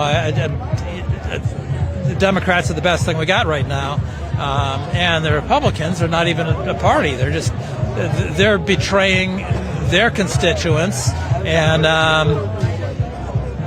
but yeah, I think the Democrats are the only party right now. Maybe they can, you know, coalesce with smaller parties, but realistically, you know, we got to get to, what is it, 2/3 of the votes to impeach him. I mean, that's what I'm hoping for. Sooner, I mean, maybe he'll choke, you know, before that time. But no, it's a crisis. I mean, people are dying. Now he's waging illegal wars. He's a moron. He's a thief, and he's psychotic, like his niece Mary says. I mean, she knows him from Family Dynamics. He's a psycho, and he's a master manipulator of the public, a consummate con man. But people are catching on. I can't believe he's back in office after leading the insurrection at the White House. It's just outrageous. So thank you for putting out progressive media to challenge sort of the other narrative that's out there in the corporate media. Appreciate that. I wanted to, you referenced earlier when talking about the number of people out in the streets today that you're trying to get towards that 3% number. I think I understand what you're referencing there, but can you explain for our audience who might not be familiar with this concept of, 3%? Can you explain exactly what you meant by that? I wish I'd read the article, but there are political scientists of repute that believe that it's been studied that in other countries that have been under the yoke of fascism or similar type of totalitarian leadership, that once they got to 3% of the people out on the street, that was sort of a tipping point. And at that point, it's reflective of how much dissatisfaction and opposition there is to the people in power, and that successfully, that success will ensue once we get that level of opposition out on the street, and it makes a difference. Yeah, you were making reference to some of the issues with the Trump administration, some of the ways that they're trampling on rights here in the United States. I think that's quite a bit. I think there is quite a bit to despair about in that way. But then you're out here on a day when thousands, if not tens of thousands, of Chicagoans are in the streets, and many more are going to be in the streets across this country today. It's it can kind of lead to a mixed bag. What are your feelings about the future of this country? Optimistic, pessimistic? Where do you think we're headed? It's hard to say. I'm not Pollyanna-ish. I'm pretty much of a realist, but I'm willing to come out and try. And it's also a matter of moral support. A lot of people have been suffering psychically and literally. People have been killed, injured. They've been weakened monetarily. It just goes on and on. So I think that most of the people are out here not necessarily expecting that this is going to lead to Trump, resigning or Congress deciding to impeach him, as they should.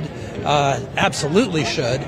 But I think the point is to build momentum and to get the message out through the media that a lot of regular people have had enough of them and expose, and my objective is to help to influence voters that are going to go to the polls in November, and I'm hoping that they will kick out the sycophants that are supporting Trump, as Republicans primarily.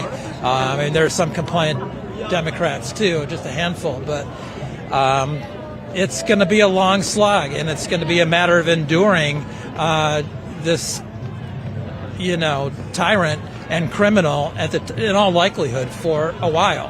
And it's going to take a lot of resolve and endurance to get to the next election. But unless we can impeach him, I guess I'm fundamentally an optimist. I think, I'm here because I've got a shred of hope that could happen, that we could get him out. And it's kind of fun out here to be, it's a beautiful day.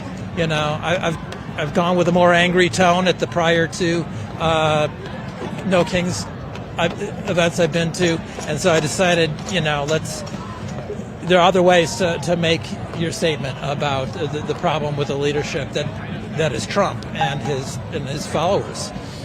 You referenced you've been at other No Kings protests. I've been asking folks, and I've already come across a couple. This is their first protest. Are you somebody who gets out and demonstrates frequently, or? No, I followed. I'm not always out there. I'll do it when I think it'll make a difference. And clearly, the last two No Kings protests have made a big difference in terms of just getting the message out. I thought the message was a little diffuse. It was all over the place with the speakers, and maybe not enough directed to Trump's illegal and immoral actions as president. Sorry, what was? I was just asking if you do a lot of protesting. No. I went to the first two, and they were great, and they made me feel better about the prospects of change. And then I said, okay, what am I going to do the next time? I'm going to go with the Tyrannosaurus Rex theme. He's a tyrant, yeah. So let's have some fun with this. Yeah. And it is a lot of fun. And I'll just note for the audience here that we've been having a bunch of people stopping, taking photos of you as we've been conducting this interview. So visuals are fun, especially with the media, and it helps to get the message out. And I think people understand it. I meant to have a Burger King crown on there. It's one of the number of details that didn't pull together. But I think the message is, I don't think it's too subtle. I think it's coming across.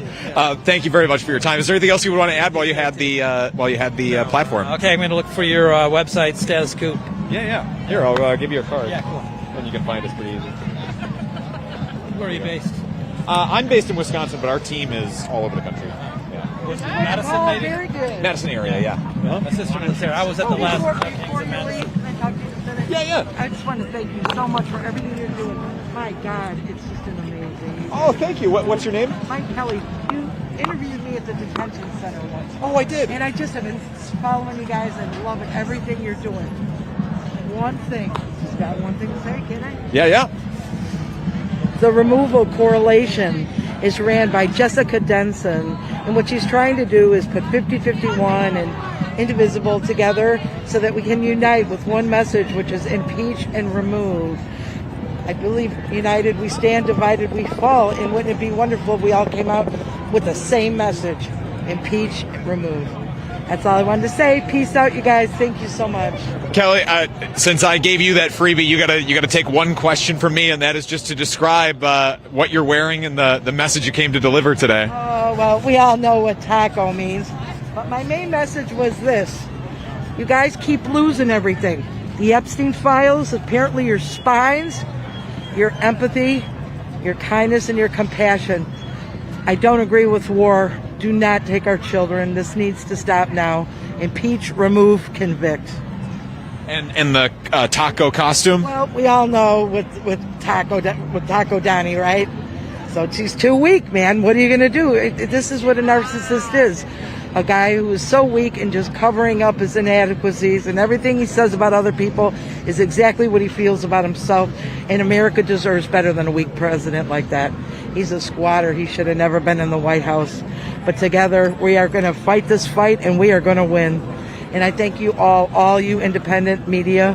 Without you guys, we would really be at a loss. Thank you so much for everything you do. Kelly, thank you so much. I appreciate that. The march is getting started here, so I'll let you get caught back up here. I appreciate it. God bless you. Thank you. Yeah, thank you.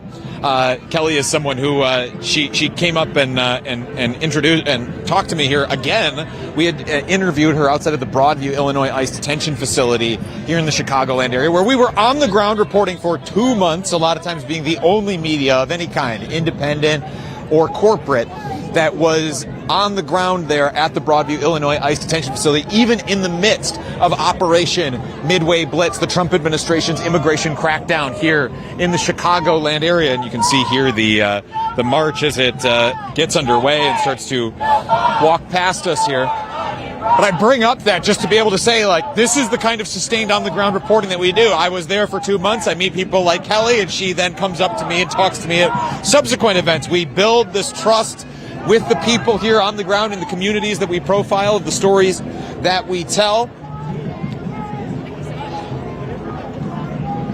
And that's because we believe fully in what journalism actually should be, not in the version that is practiced by a lot of the corporate media in this country. Again, that parachute in, parachute out, that tell a story, get it done in 90 seconds, so that way we still have time to throw to the commercials for dishwasher detergent or whatever, Raytheon or other Defense Department or pharmaceutical industry interest wants to try and reach politicians that particular day on their commercial breaks. We don't do that here at Status Coup, and the reason that I end up asking you to become members is because we don't take that kind of money here at Status Coup. We are 100% funded by you, our members, and we really, really appreciate that. I guess I probably shouldn't say 100% because we do get some from YouTube, but that's, again, just from your views as well at the end of the day. So if you want to be a part of building this movement that we are building here at Status Coup, of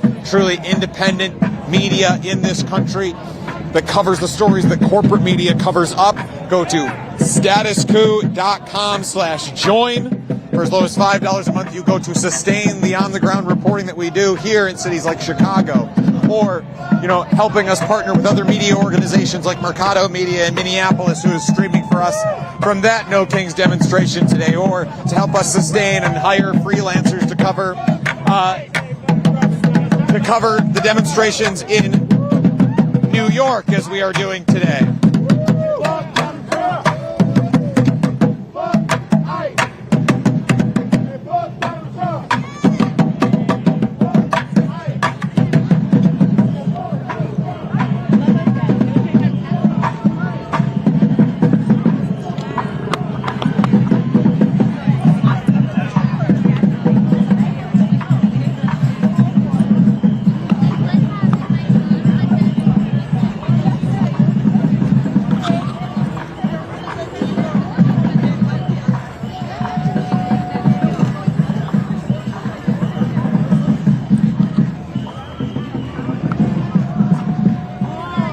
This crowd just goes on and on endlessly, but the march is finally underway here. It is taking over downtown Chicago.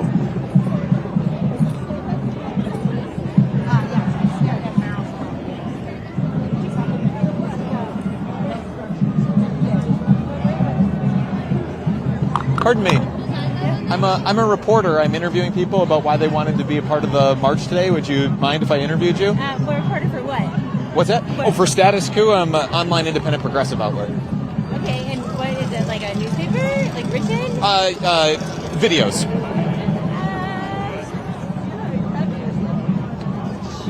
Sure? I don't know. What would you be asking us? Why are you here? What's the message you came to deliver?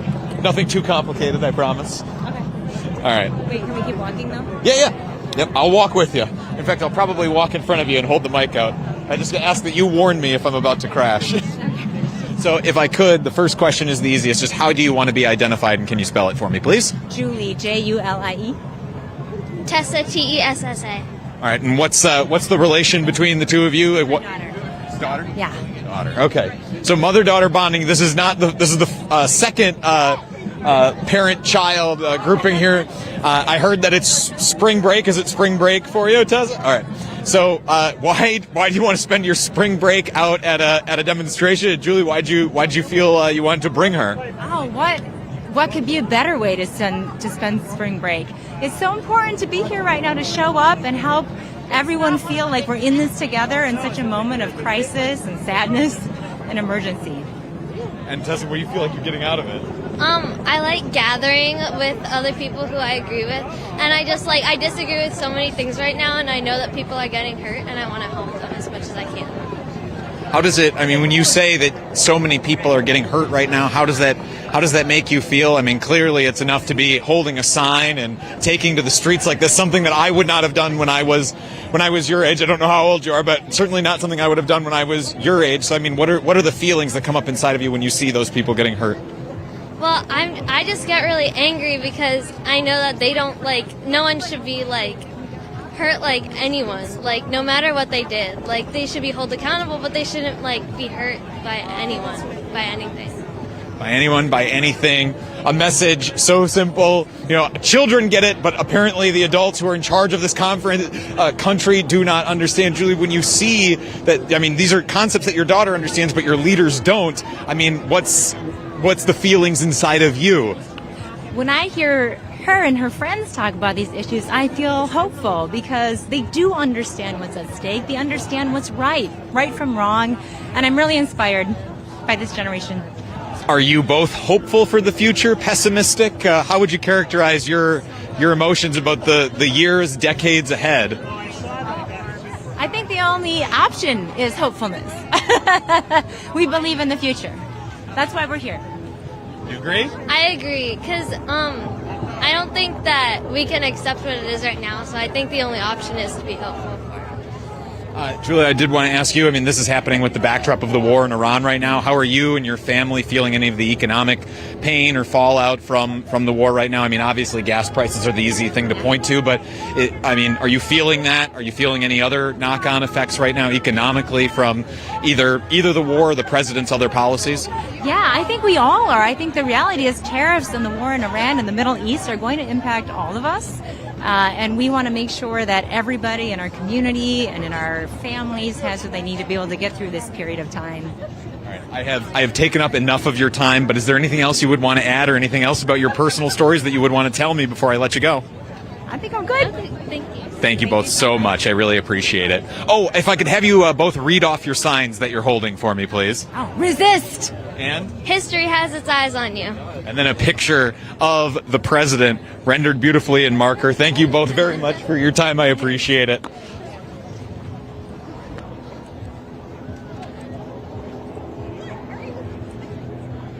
I'm coming up here off to the side of the march, up onto a little grassy rise here, just to hopefully try and get a little bit more perspective on the side of the march, because not only do you see the marchers here on this side of the street, but they've also split onto the other side of the boulevard, so you've almost got two parallel marches, and they're both full of people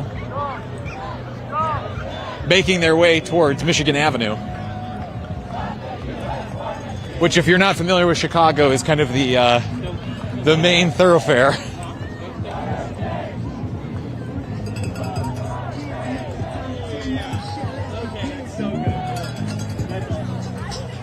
And I'm going to go up here with the thinner crowd, just because it looks like that crowd is so thick that they're barely moving across the bridge.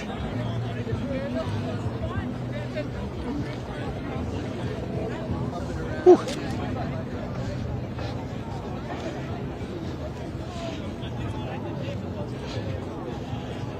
And don't doubt our dedication here at Status Coup. I am getting my steps in today. Whew.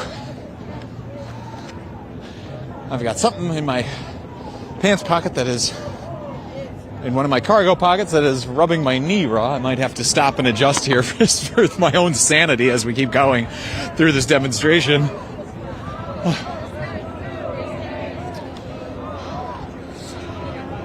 But as I get caught up here to more of the demonstration, oh my goodness, and you can, and I'll see if I can capture this. You can actually look down Ida B. Wells here.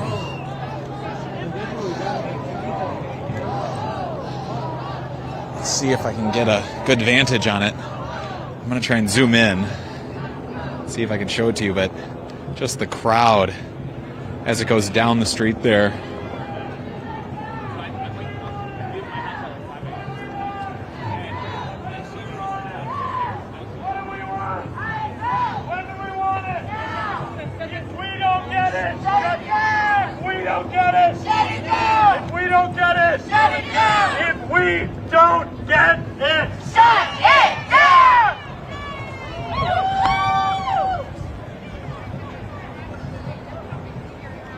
I mean, it's just seemingly endless. You know, I was speculating inside of the, when I was in the car, I'm like, maybe it's, you know, it's certainly thousands, maybe it's tens of thousands.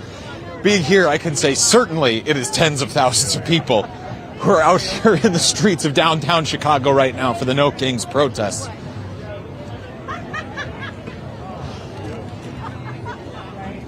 I'm up for, we were in this last time, and I think we don't know. And there's so many people that even taking over the entire streets, we're ending up in basically a traffic jam of people trying to move forward here.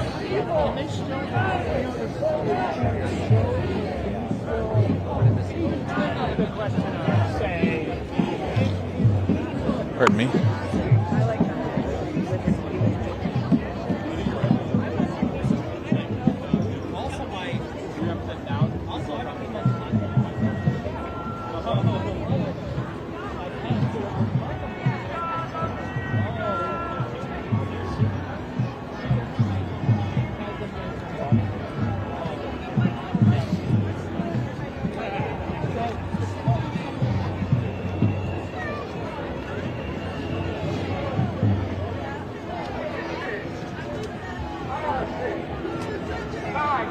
And it's always these days when I'm a one-man band that gives me even more respect for my cameraman, my usual cameraman, John Farina, who has to constantly carry all this gear along with him wherever I lead him, including on marches like this. And whew, let me tell you, it's a workout. I'm trying to do that in addition to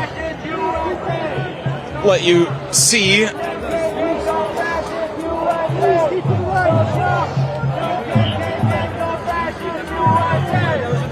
Please keep to the right.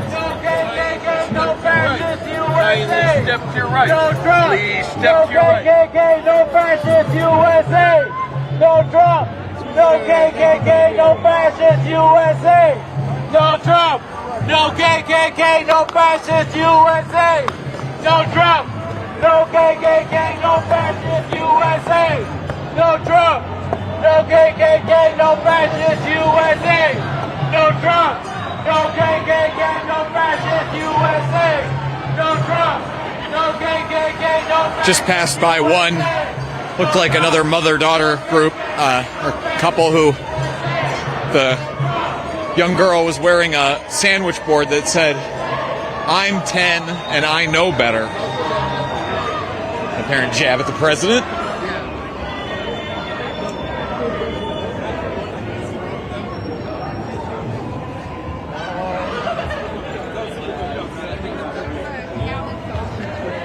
I was just like, okay. When I first saw that, I was like, oh, black eye is the black race. That's a you know what? I didn't even think about it that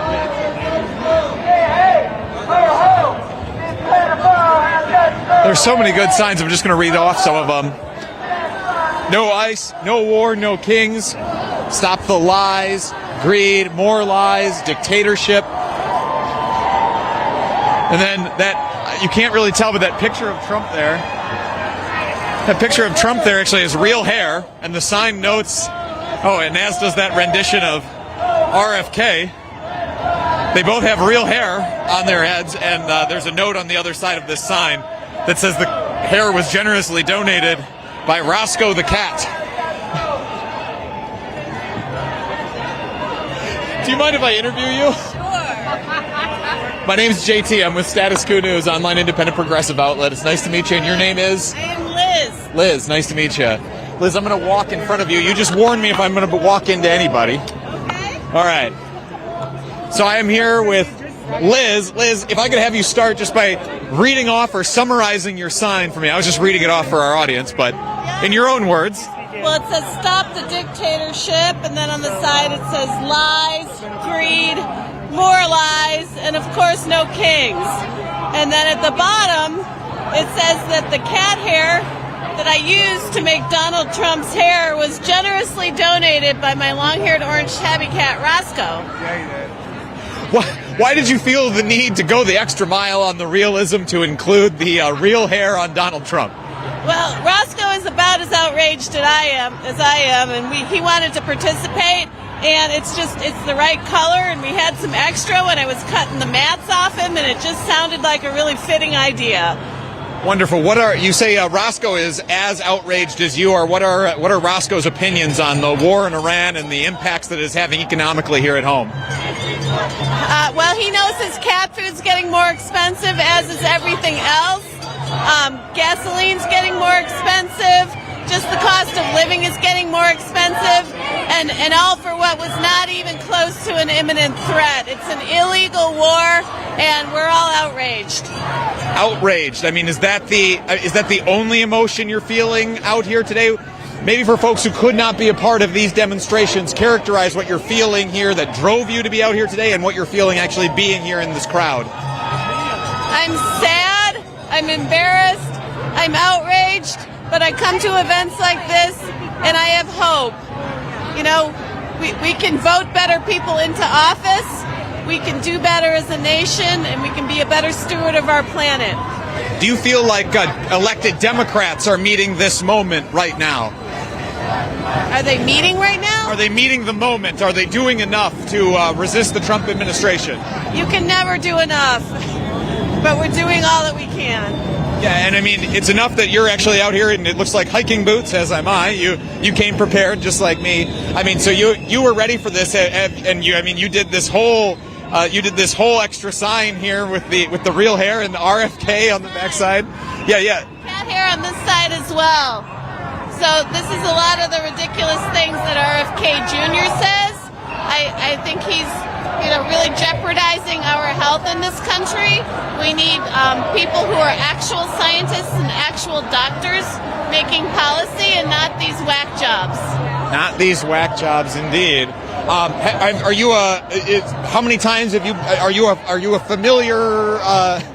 a familiar sight at protests like this, or do you only get out rarely? Characterize how often you're in the streets for me. I come to as many as I can. I first took this protest on vacation with me, and we went to a small town in Virginia and protested. Wow, you take your protesting on the road. Okay. Yeah. So I'm hearing from people who are saying this is their first time. You go and travel for it on occasion, or maybe you just build it into your already existing travel plans. But I mean, you don't miss a chance. So we're getting the full spectrum here.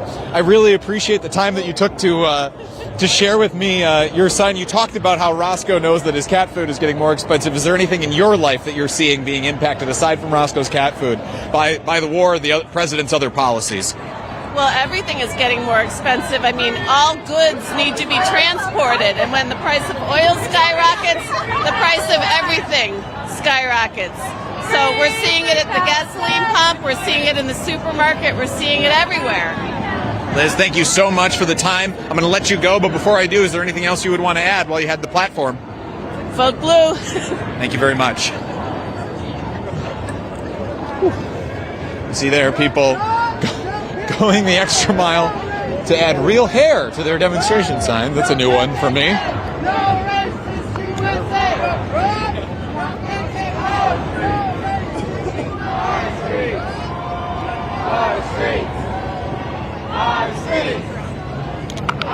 Pardon me. I'm a reporter. Yeah. Would you mind if I interviewed you about what the message you came here to deliver in your sign today? I'm not great with verbiage, so I'm going to... I can make it. Understood. Yes. Actually, would you be a good one? Oh, yay. I love when people are volunteered. They're great. They're great at the interview process. Great. All right. What's your name? Tanya. Tanya, nice to meet you. I'm JT. We'll keep walking as we talk. I'll turn around here. Okay. So, Tanya, the first question, just to get you started talking and get you kind of comfortable with this, if you could just say and spell however you want to be identified here. I'm Tanya. I am a researcher, former... And you don't have to lean into the microphone, by the way. Yeah, you're fine. And, I mean, yeah, you don't have to... I mean, you're saying you're a researcher. I mean, is that going to have any bearing on the perspective that you're bringing to protesting here today? Yeah, absolutely. My background is in sociology and criminology. I actually moved here from Canada, hoping to continue my research for, a more fair justice system. I don't know what that's going to look like in this country right now. You moved here from Canada at a time when a lot of Americans, I suspect, are looking to head the other way. Any regrets? Well, I don't think so, but, I kind of have to work for that. Coming to protests like this makes me feel like I don't have regrets, but it does feel kind of ironic that I, upended my life to come here, and now the message I keep getting is that I should leave, and I'm not really sure why that is. I thought this is a country that would want people to move here, especially, people who are hoping to do research and actually contribute something to the country. Absolutely, and perhaps that's unfair of me to be suggesting that you might have regrets. I'm glad that you have called the United States home. Welcome. I don't know how long you've been here. Can you walk us through the sign that you're holding? I mean, I feel like it's pretty self-evident. I think that Trump knows how unpopular he is, and the reason that he's trying to pass things like the SAVE Act and trying to deport people. The White House is so proud of how much they've limited immigration. They just posted a graphic like a few days ago, is because they know the only way they can govern is through fear and through the repression of rights, because they don't have the will of the people on their side. And I think protests like this make evident that, we have the will of the people on our side. The people who are against him, who don't want to live with this, are the people who are really in the majority. Yeah, I mean, I guess that's about it. What's the emotion that you get being here? I mean, you're saying that you feel like the will of the people is on the side of these protesters here. I mean, I think it's pretty hard to deny standing here in the crowd. I mean, we're seeing thousands, if not tens of thousands of people out in these streets today, many more across the rest of the country right now. What's the emotions, the feelings that you feel inside when you look out over this crowd? Am I allowed to cuss? Yeah, go for it. It feels fucking great. I mean, Chicago's, best city in the world, right? We already heard that. We hear that all the time. I want people who think that America is responsible for who's in power right now, to remember that it's a minority, right? He got something like, I don't know, was it 21% of the vote or something? This is this is also what America looks like, right? This is also what this country stands for. I think this country has a really, the city in particular has a really strong tradition of people actually coming out and giving a shit. This is a big reason why when I moved to the States, I moved here in particular. It's really hard to feel, you don't feel alone when you see this, right? You know that, and when they say that, the media is making up these numbers, when they say, all the protests and so on are fake, they're lying, right? They're full of shit. This is what people actually want. They're fed up with this. And just to confirm, you're not a paid protester either. Absolutely not. I mean, it's, who has time for that, right? Like, how would you even, it doesn't make any sense. It's, no, I want the record to show, I came here for free. I'm doing this pro bono, as I think everyone is. Yeah, absolutely. I want to ask about, I've been asking everybody here in the crowd about the economic pain that they might be feeling in this moment, either driven directly as a result of the Iran war or maybe from some of the president's other policies. Are you feeling any extra economic strain that you weren't 1 or 2 or 3, 4 years ago?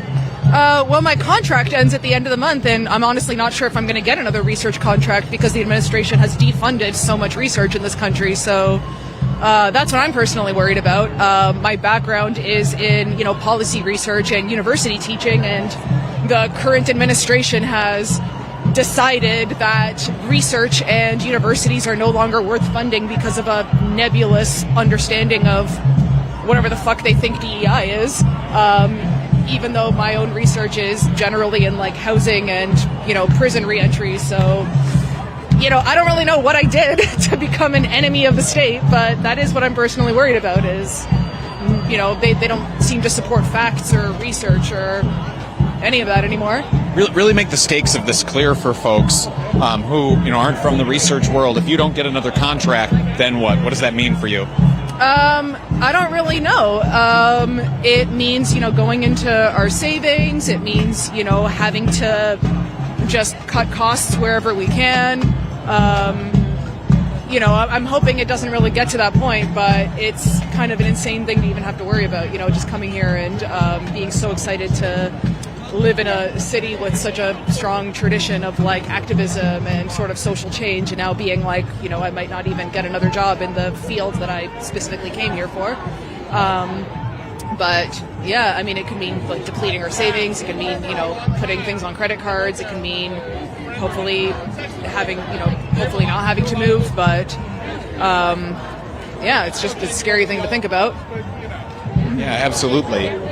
Is there anything? I mean, you talk about the feeling of hope that being in this crowd gives you right now. Is there anything else that's giving you hope in this moment when so much seems to be going wrong for so many people right now? Well, I think they know they're fucking losing. It's the extinction burst, right? It's that when they know they're backed into a corner, they dial everything up to 11 because they just want to give it everything they got before, they go down. So what I hope we're seeing is that's what it is, right? So yeah, that's an interesting. It's a thought that I've had as well, and the part of that I always wrestle with too is whose extinction burst is it?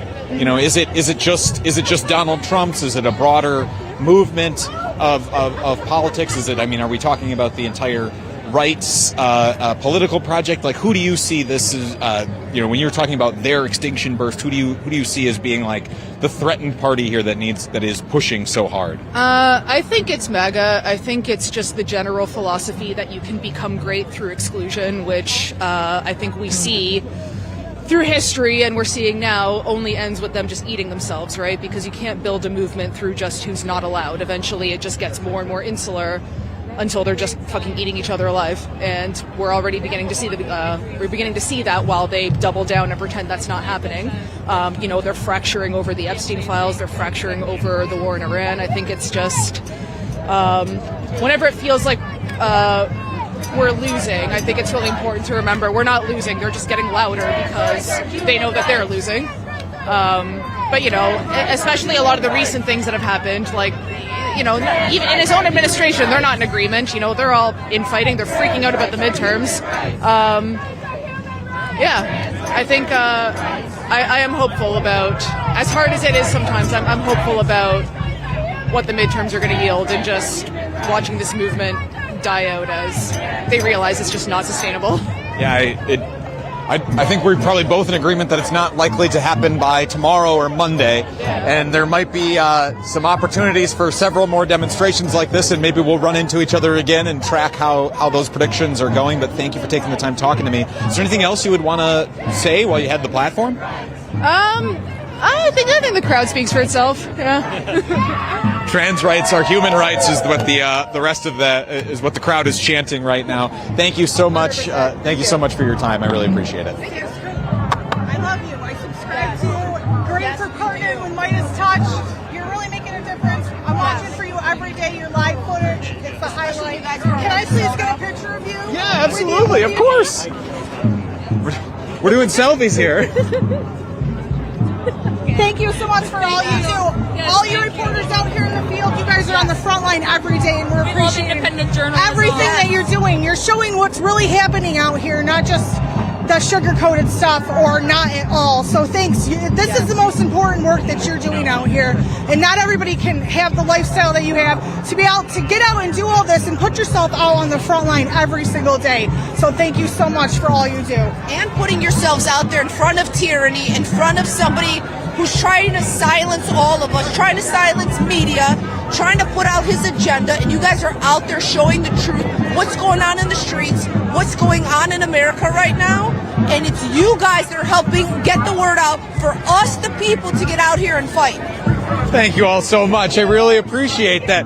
But you got to let me, I'll in exchange for the selfie, you got to answer one question for me, and that is just to walk me down through the signs that you're holding, the messages you came out here to deliver. And before you explain your sign, if you could just say and spell your name or however you want to be identified. My name's Antonia from Chicago. My sign is Free the Clot, save the world, get that fucking clot out of Trump's leg so this asshole can be gone, for the world to go back to peace. Yeah, my name's Amanda, and I'm from Chicago. This side is about dropping them Epstein files and not bombs, but this side's really an important message for me, because I changed my last name from my maiden name back, or from my married name back to my maiden name, just so this wouldn't happen to me. So get out there, because not everybody has that privilege to be able to do that. I'm Aria from Chicago, and fuck ICE and no kings. I'm here for queer and trans rights, so... Thank you so much. If you'll permit me one more, Amanda, because you talked about the SAVE Act there and how it could impact you personally. I mean, to see the Republicans making such a project of trying to restrict the right to vote for so many right now, perhaps yourself included, I mean, how are you feeling about your own abilities to vote this November? Well, I'm feeling fine about it, but the thing is that the other side, or Republicans, don't understand, or whoever is for this SAVE Act, is it's really disenfranchising their own people, because those are the people that aren't able to go out there and get their passport or get the additional documentation that it's going to take to be able to have their vote even counted. It's unconstitutional. It's a poll tax. It is our right as American citizens to vote. It's also going to affect mothers. Like, I kept my married name due to my children, and now I have to not have the same name as my kiddos because I had to go back to my maiden name. So it actually changes family structures. Thank you all very much for that. I really appreciate it, and especially for being game for an interview, even though you were just looking to give kind words. I really appreciate that, all of you. Thank you so much. Thank you. Good luck and stay safe out there. Yep, you as well. And then it seems like we finally reached a point here where this we've been just heading down Ida B. Wells, which is just, we've been basically marching in a straight line here for the last long while as the crowd kind of inches forward. Just so many bodies that slows the traffic here through the streets to a crawl. But now we're finally turning a corner here. And I mean, all of these bodies have really just taken over downtown Chicago. I'm going to try and, looks like there's a little ledge here I might be able to stand up on, again, to give you another bird's eye view.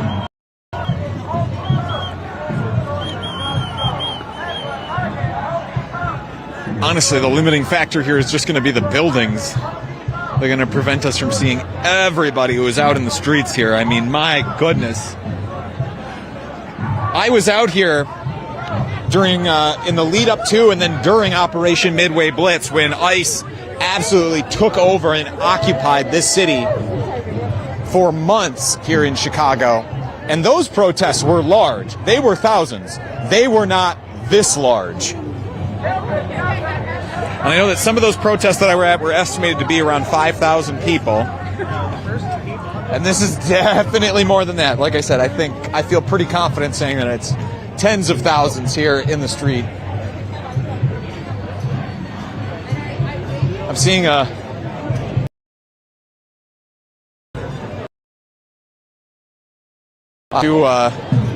the L line. I'm clearly not a Chicagoan. Part of the L, their elevated train. I'm going to try and climb up there if I can, and let's see if we can see this protest from bird's eye view. Whew, but we were in there and we were bouncing from interview to interview to interview there, and I didn't get a chance to try and pay the bills. So if you're following along, I have not been able to check chat now for the last little bit. So if you thank you for being with us. My name is JT Siskowski. This is Status Coup. We are online independent progressive journalists. And we cover the stories that corporate media covers up. And we go on the ground for protest movements like this across the country, anywhere where everyday people are attempting to make their voices heard rather than just have it papered over by talking heads on corporate media, on cable news. We like to lift up the voices.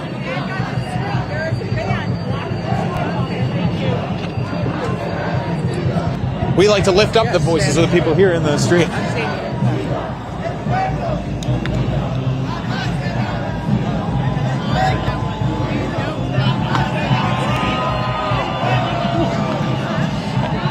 And our whole mission here is to build truly independent media. And what I mean by that is not just not being affiliated with any of the major corporate news outlets in the country, but also being sustained by our members, meaning that the only people we are beholden to, not advertisers, not any political interests, just to our members. And we're sustained by our members who give us. I'll point out that this sign here says "No Kings, Only Prince." But we are sustained only through our members, and we are the leading on-the-ground outlet anywhere in this country. That's including all independent media, all corporate media, even corporate press that should have hundreds more, and do have hundreds more staff than we do. We're a small but mighty team of, depending on how you count us, like 6 or 7 people.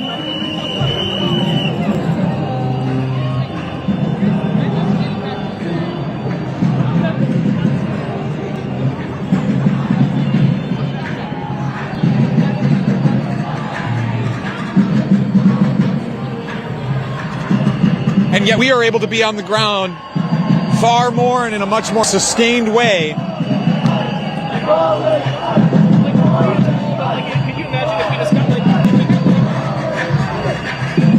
than the corporate media manages to be. I'm very proud of that fact. I think we all are here at Status Coup. But we're only able to do this on-the-ground journalism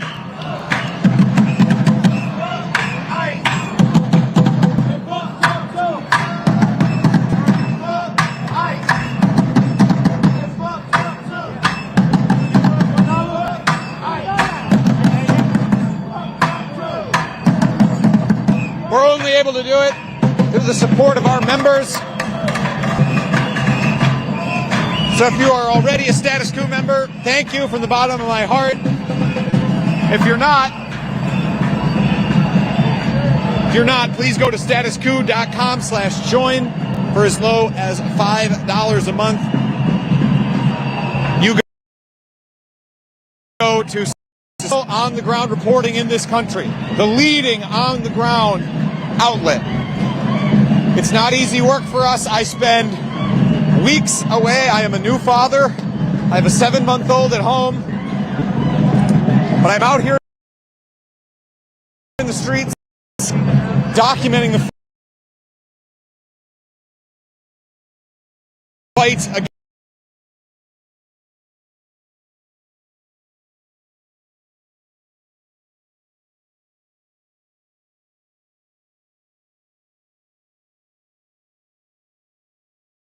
statuscoup.com to help us cover the massive bills that we incur here.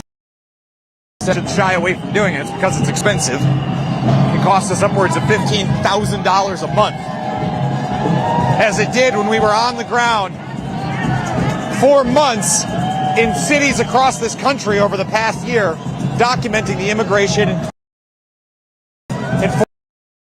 four cities. We were in D.C., in New York, in L.A., in Chicago, in Charlotte, in Minneapolis, and also doing reporting from Alligator Alcatraz. A lot of work that we do with just such a small but mighty team.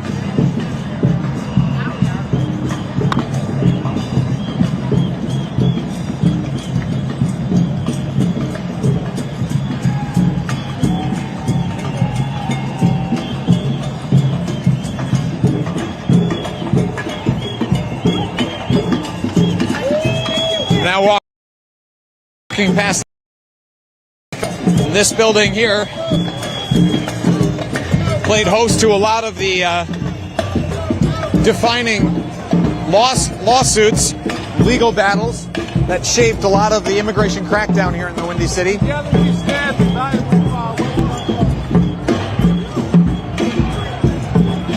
And it was also here where we literally chased Greg Bavino down in his motorcade as he was leaving a court hearing here.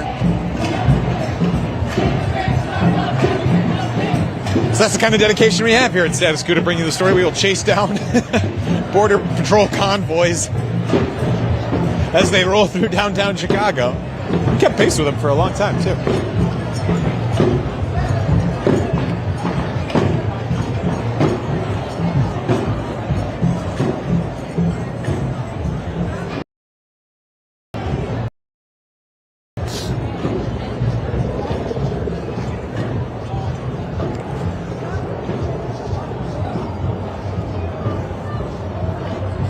Now, previous demonstrations here in downtown Chicago that I've followed have usually marched all the way to Trump Tower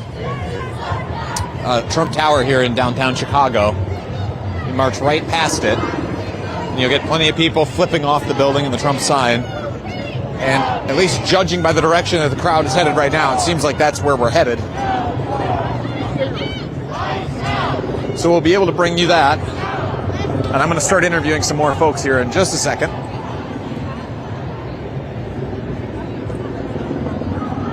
I've been keeping to the sidewalks here rather than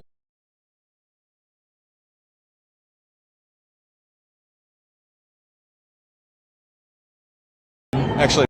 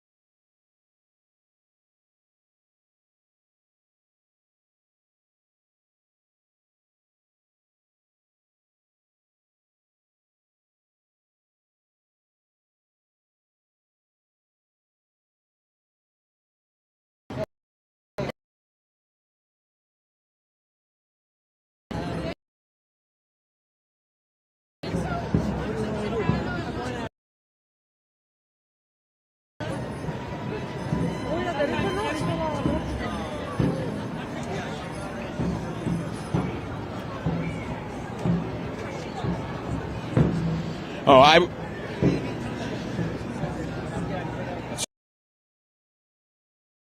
Sweet.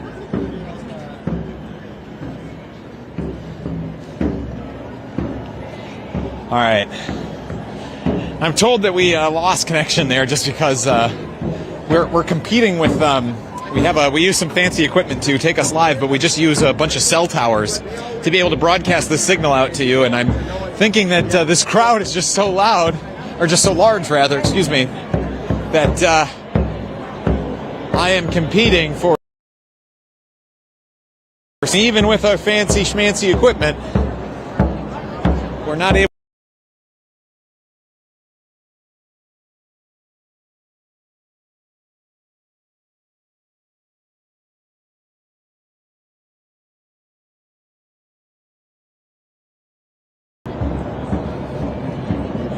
The video, but it seems like there's quite the delay from when I finish talking to when something shows up on the screen.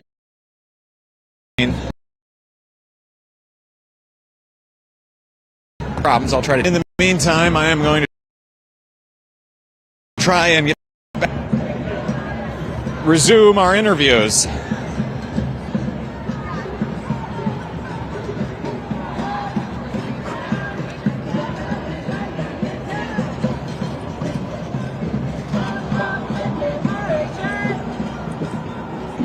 I'm going to pause for just a minute here to check the connect to our live unit that we use.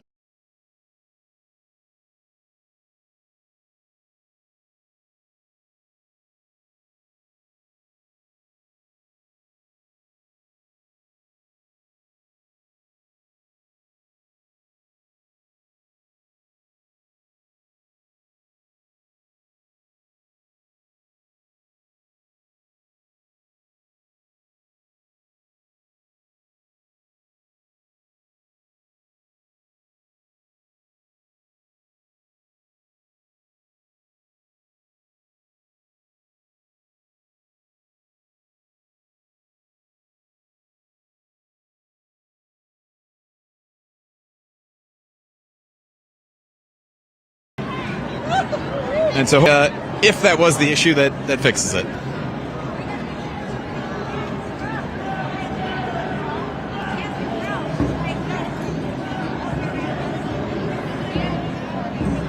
Perfect. I'm being told by our producers, I think our tech issue is fixed, or at least better for the moment.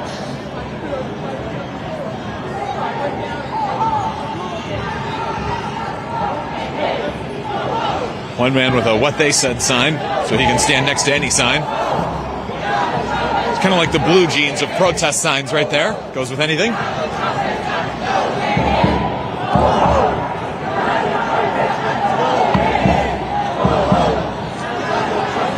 Pardon me, sir. I'm a reporter. Would you mind if I interviewed you about your sign? Sure. What's your name? My name's Jeff.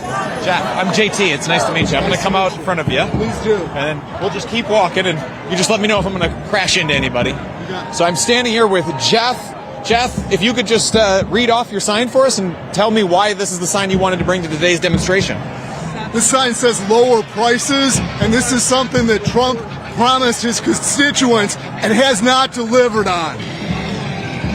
All right, so he made promises to his constituents, has not delivered it. Are you seeing higher prices in your life? And if so, how and where? I'm seeing prices rise in just about everywhere. Obviously, the price of gas, electricity, housing, insurance, and food.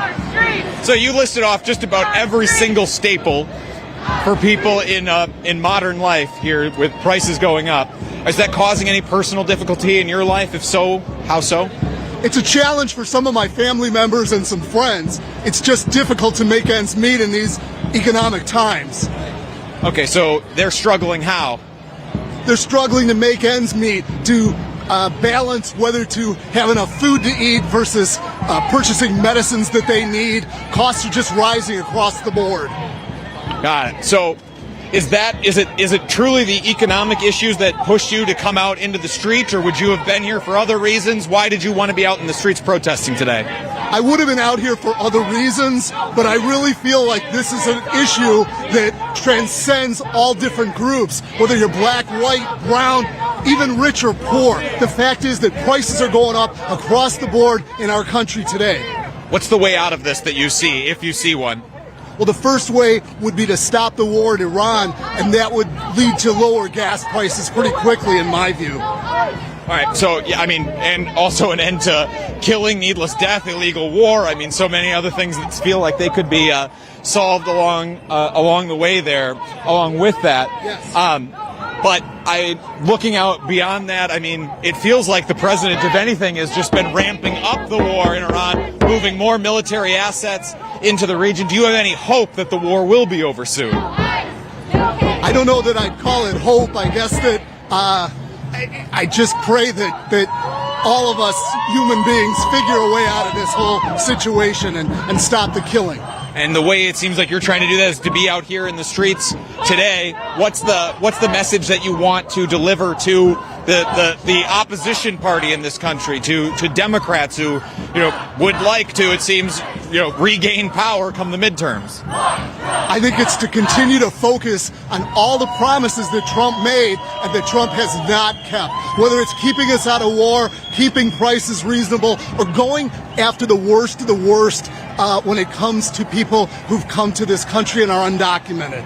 Do you feel like Democrats are doing enough in this moment? I think Democrats can always do more. I think they're doing the best they can in a very volatile situation. Got it, very much. Jeff, anything else you wanted to add while you had the platform? Just that I hope that everyone can get behind the notion of lowering prices through stopping the war and stopping the killing over in Iran, whether it's hitting schools with children or any of it. This continuing loss of life that's causing prices in our country to rise is just unacceptable. I forgot, I'm asking everybody here, is this your first protest? You've been out at many before? I've been out before. Been out before, all right. Yeah, and everybody's laughing around you, so okay, you are a staple here. I got you, Jeff. Well, thank you very much for taking the time for talking to me. I really appreciate it. Thank you. You with Midas Touch? Yeah, Status Coup, and we partner with Midas Touch. Yeah, on some of our... I've seen you on the channel before. Yeah, likely. We've been on there quite a bit. You were in Minnesota, right? Oh, yeah, for months we were up there. Yeah. Nice to meet you. Would you mind if I interviewed you about your sign? What's your name? Bob. Bob? All right. Bob, I'm going to walk backwards so we can keep walking. All right, so I'm here with Bob. Bob, if I could have you start just by reading off your sign and explaining it for me. The SAVE Act only saves the tangerine pedophile. All right. So, I think that's pretty self-explanatory on its face. Why was it the SAVE Act that you wanted to take aim at here? And I mean, you also got a passing mention in there at the president and the Epstein files. Why were those the things you wanted to focus on in today's protest? Well, the SAVE Act, it's obscene. You're going to be throwing millions and millions of voters out. I don't even know how that's legal. Okay, and the Epstein files. Do your homework, people. You will find out that what this says is probably true. Meaning that the president engaged in sexual assault, likely in connection to Jeffrey Epstein. Yes. Got it. All right. So, was it the SAVE Act? Was it the Epstein files that prompted you to get out into the street? Would you have been out here anyway? I mean, what animated you to want to be in the streets today? I would have been out anyway. I've attended more of these than I can count in the past year and a half. And I'm in my mid-70s. I've never seen anything like this in my life, what's going on with our government right now. I grew up through the 60s. I've seen the assassinations, Vietnam, civil rights, women's rights, Watergate, the whole 9 yards. And believe me, today it is worse. And the thing I hit on for making it worse is the fact that maybe we were just naive back then, I don't know, but I don't think most of the folks my age felt that the democracy itself was at risk. Today, we're in free fall. Today in free fall. That's a stark warning to issue, especially with that life experience. You're drawing direct connections to the 60s, which are this, historic moment of protest movement. Do you feel like the resistance, the protest movement in this country, are they exceeding what you saw in the 60s, if the danger is exceeding what you saw in the 60s? Exceeding? No, I don't think we're exceeding it. So then do you think we need to see more resistance here in this? It wouldn't hurt. Wouldn't hurt. Wouldn't hurt. So what kind of resistance do you want to see from your elected officials to these, to some of these like eroding of voting rights that you're talking about here on your sign about a president that you believe is a pedophile? I mean, what should your elected officials be doing in this moment, and are they doing everything that you want them to? Well, unfortunately, right now, my elected officials, to some extent, their hands are tied. We really, November is the whole ball game, everything. We need to take back, at minimum, the House, and it would be great to get both. And if neither of those happen, I believe the democracy is truly at risk. The republic could be over. Do you believe the president or congressional Republicans you're making reference to the SAVE Act here, which you're talking about stripping people of their voting rights. Do you feel that the president, the Republican Congress, are they going to let November, be that free and fair election? I don't know. If I had to bet on that, I would say they won't. There's a lot of stuff out there right now that points to the 24 election not being completely on the up and up.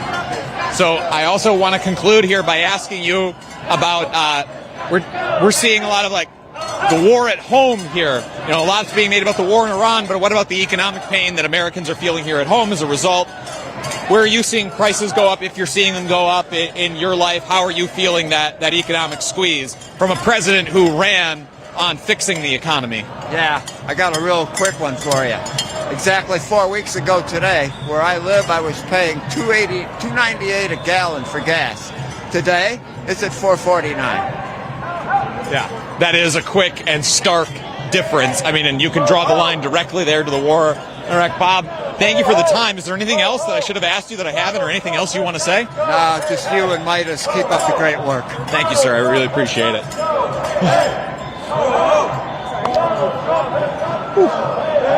We've been coming across quite a few Status Quo and other independent media fans here in the crowd, which is heartening. Oh, now it looks like the crowd is turning again.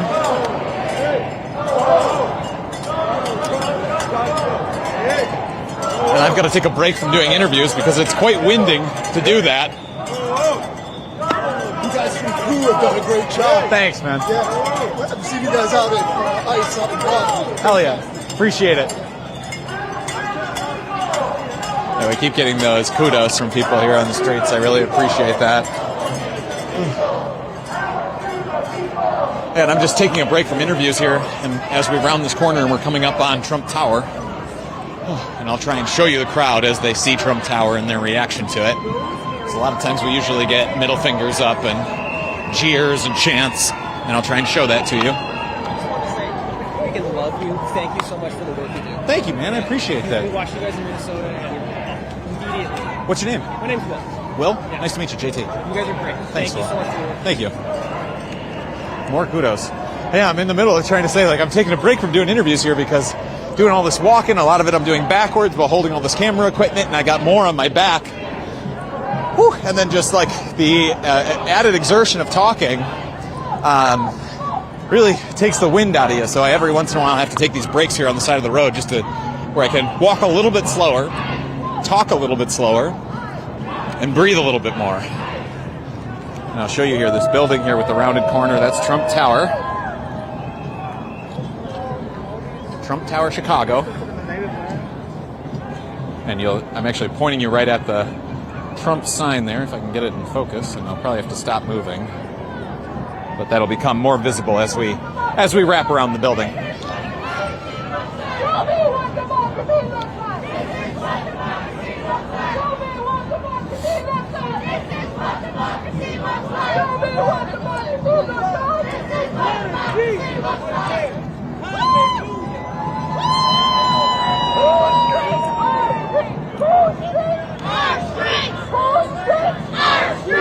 Our streets!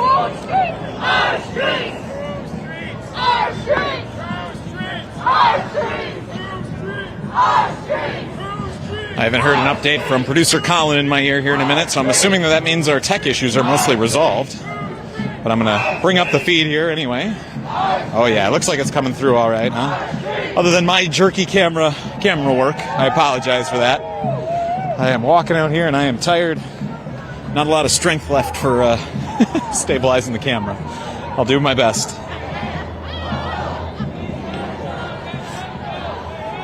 I want to give a big shout out to our mods in the chat. They do a thankless job, and so I want to rectify that by thanking them. Thank you, mods, for all the work that you do, keeping our chat free from trolls and other less than savory influences.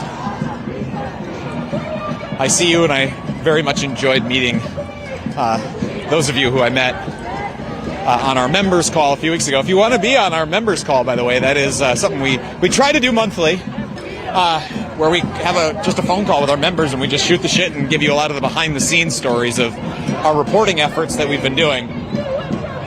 So if you want those behind-the-scene looks or to just talk to me about what you're seeing here on camera, you can do that on our members call. And you get on our members call by going to statuscoup.com/join. For low as $5 a month, you go to support real, independent, the leading independent, on-the-ground journalism in this country.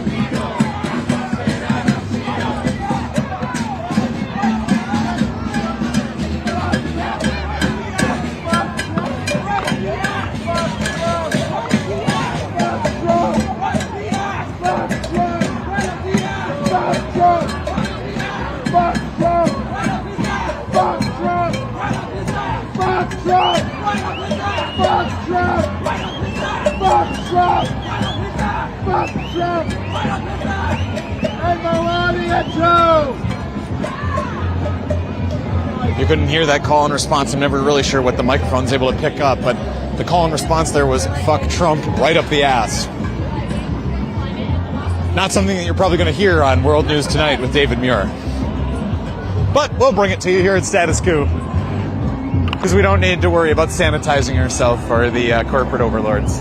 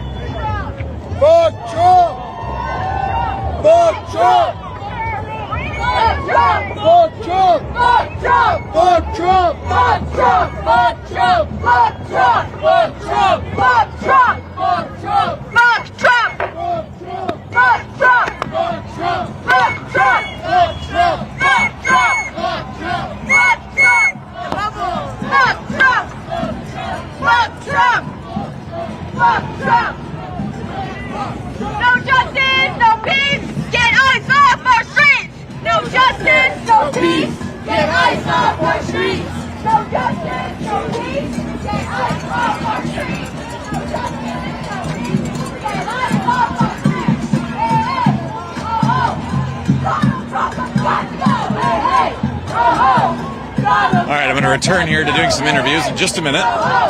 See somebody I want to talk to. Donald Trump has got to go! Donald Trump has got to go! Donald Trump has got to go! Pardon me, I'm a reporter. Would you mind if I interviewed you about your signs? Sure! Yeah? With my best friend, though. Yeah, absolutely. Huh? We can keep walking as we talk. Okay. So if I could have you just spell your name or however you want to be identified. I don't care, right? Do I care? I can't do it. Can't do it? I don't. Do I want to do this? Or not? I don't know. It doesn't matter. Hi, Laureen Siciliano. LAUREEN Thank you very much, Lorena. I appreciate it. Very brave. Am I going to get shot now? I would hope not. It's never happened to anybody else I've interviewed, if that helps. Okay, good. Where are you big from? What's that? Status Coup News, online independent progressive outlet. Okay, I can do that. Yep. All right. Check. I should have known my sources. So, Laureen, if I could have you just start by reading off your signs, please. It says, "Hey Trump, suck my dick," and then it says, "Trump is a literal piece of shit, like period diarrhea shits. If you know, you know." Do you know about period diarrhea shits, JT? I can say that I've read some things online, but I can't know it firsthand. Thank you for admitting that you don't know about you guys. Period diarrhea shits, right? You know. All right. So. Oh yeah. Why were these the signs you wanted to bring to today's demonstration? Because. Are you guys stopping here, or are we? I don't know, JT. It's up to you. I'm still going with the march. So. Great. Why were these my signs? Yes. Because I think humor is really important. I do comedy sometimes, and I think humor can heal America. Maybe. But just like support live comedy. I don't know. What the fuck did I just do? A plea for stop all the wars first, obviously, before live comedy. Yeah. Jesus Christ. If you hadn't mentioned that you were on the left before, the confused message would have given it away. So thank you for the fractured speaking about many different issues on one question. I appreciate it. But it's a holistic view that you're taking of the world here. What were those issues that prompted you to get in the streets today? Oh, my friends. I get too scared of things, but with people you can do anything. Because I don't consider myself an activist, but I did this because I had support of my community and my friends. That's all. Support of your community. That's the first time I've heard that answer, but it's probably more of an honest one than a lot of the answers that I hear. If not honest. I'm nothing if not honest. Is there significance to the bunny ears? No. I mean, Easter's coming. We all know that the Easter bunny died for our sins. So that's why I'm wearing it, to support the Easter bunny today. I gotta fucking pee. Don't trip. I'm a little unhinged. I am medicated. It's warm too. The hat is warm. Thank you for warning me about that in the middle of the interview. Now, before we started, I appreciate that.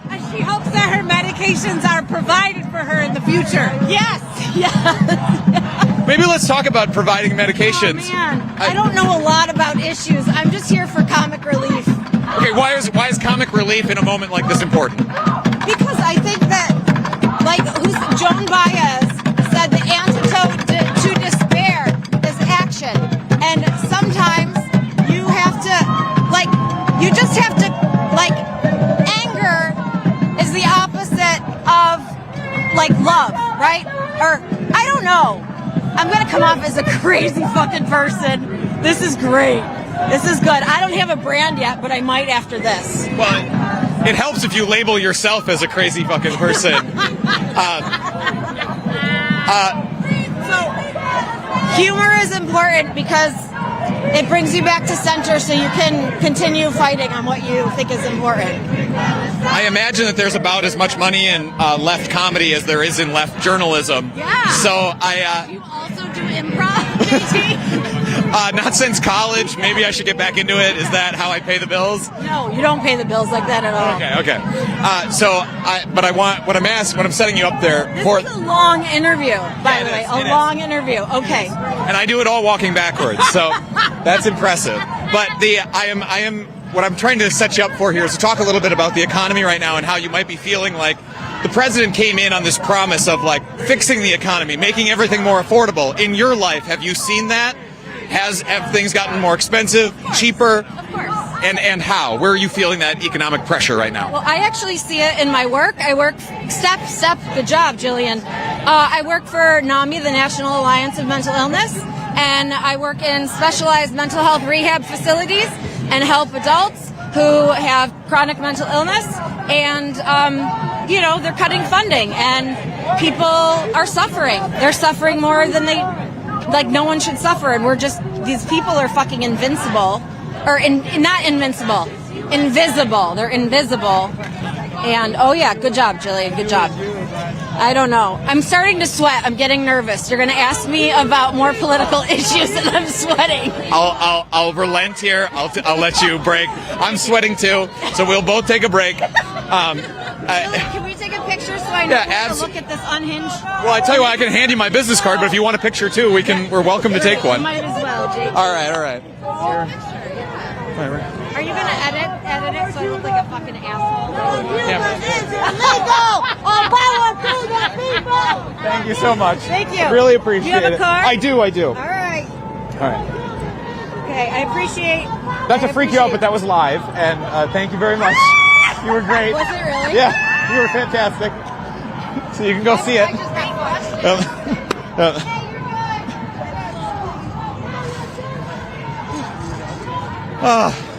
Well, that one was a little different. You can feel that the crowd's getting a little punchy here, as am I. After we've been out demonstrating all day, all afternoon, we're down to having fun out here too.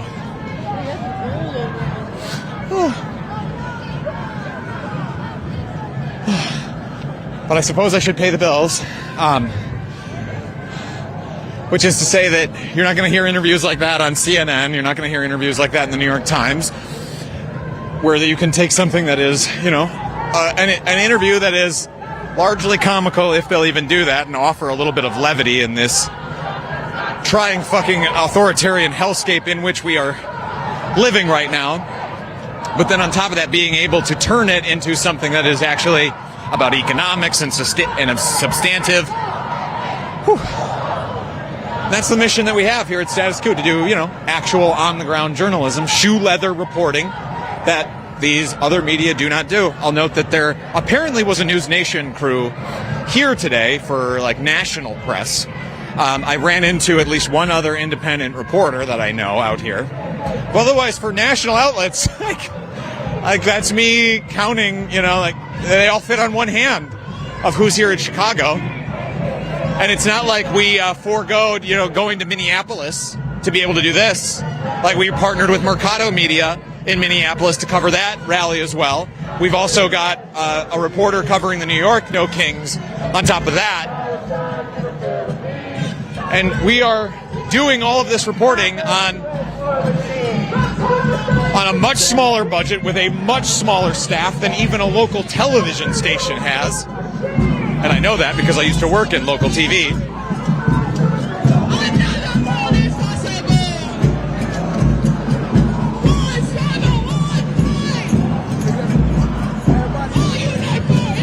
And I'm very proud of the product that we're able to produce here at Status Coup, being the leading on-the-ground reporter, to the point we're in Minneapolis at the height of Operation Metro Surge, the immigration crackdown there, the operation that led to the deaths of Renee Good and Alex Preddy. I had other media coming up to me out at scenes saying, hey, thanks for what you do. We are aware, we were, I've been watching your streams basically to be able to know what was happening on the ground here. Somebody who is part of their own media apparatus that had a much higher budget than ours is turning to us for actual on-the-ground journalism because their outlet doesn't provide it. Because because corporate news doesn't fill that role. And so, if you want to be a part of building a real, independent, on-the-ground, accountability-focused, economic justice-focused journalist outlet here in the United States, please go to statuscoup.com/join. You go to cover our massive bills that we generate to be on the ground for the sustained periods that we are. Like I said, it costs us, when you factor in salaries and travel and meals and everything that goes in, all of our equipment, everything that goes in to being on the ground like this, especially in Minneapolis or in Chicago, both cities where we were there for 2 months. That's weeks I spent away from my family. To be able to offer that coverage, it totals up to $15,000 in costs, and so we're only able to do it with the support of our members. So if you are a member, thank you so much. If you just became one this stream, welcome. And I've also been seeing a lot of the super chats coming through here in the stream. I have not been able to call them out, every single one. So thank you. I really appreciate that. And there's another way that you can support us if you can't commit to an ongoing sustainment of what we do. Then a super chat is always appreciated. And if you're not in a position where you can provide monetarily, then getting subscribed to us here at Status Coup goes a long way as well. Whew. Talking a mile a minute. And we're nearing the end of the march here. So I want to try and get at least one more interview in that time.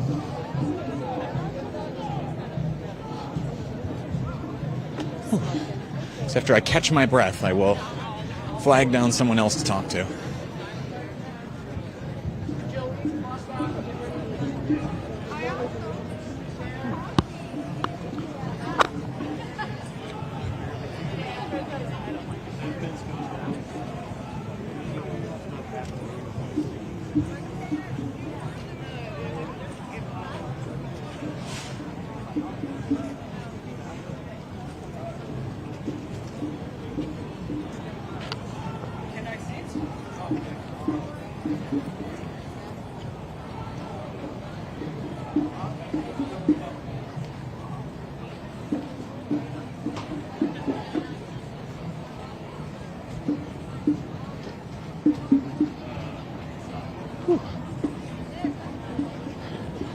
I apologize for the dead air here, folks. I just really need a breath. Whew.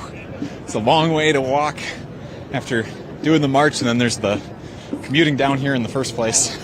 For me, this ends up being a long day. So I'm just catching my breath here before I grab that. Well, I think we'll have time for one. Maybe we'll even have time for 2 more interviews before we get back to the start, and I'll have to wrap up the stream. Should also keep an eye on my battery. Oh, we're still good on battery. Don't know what the live view is like, but at least looking here at my camera's all right.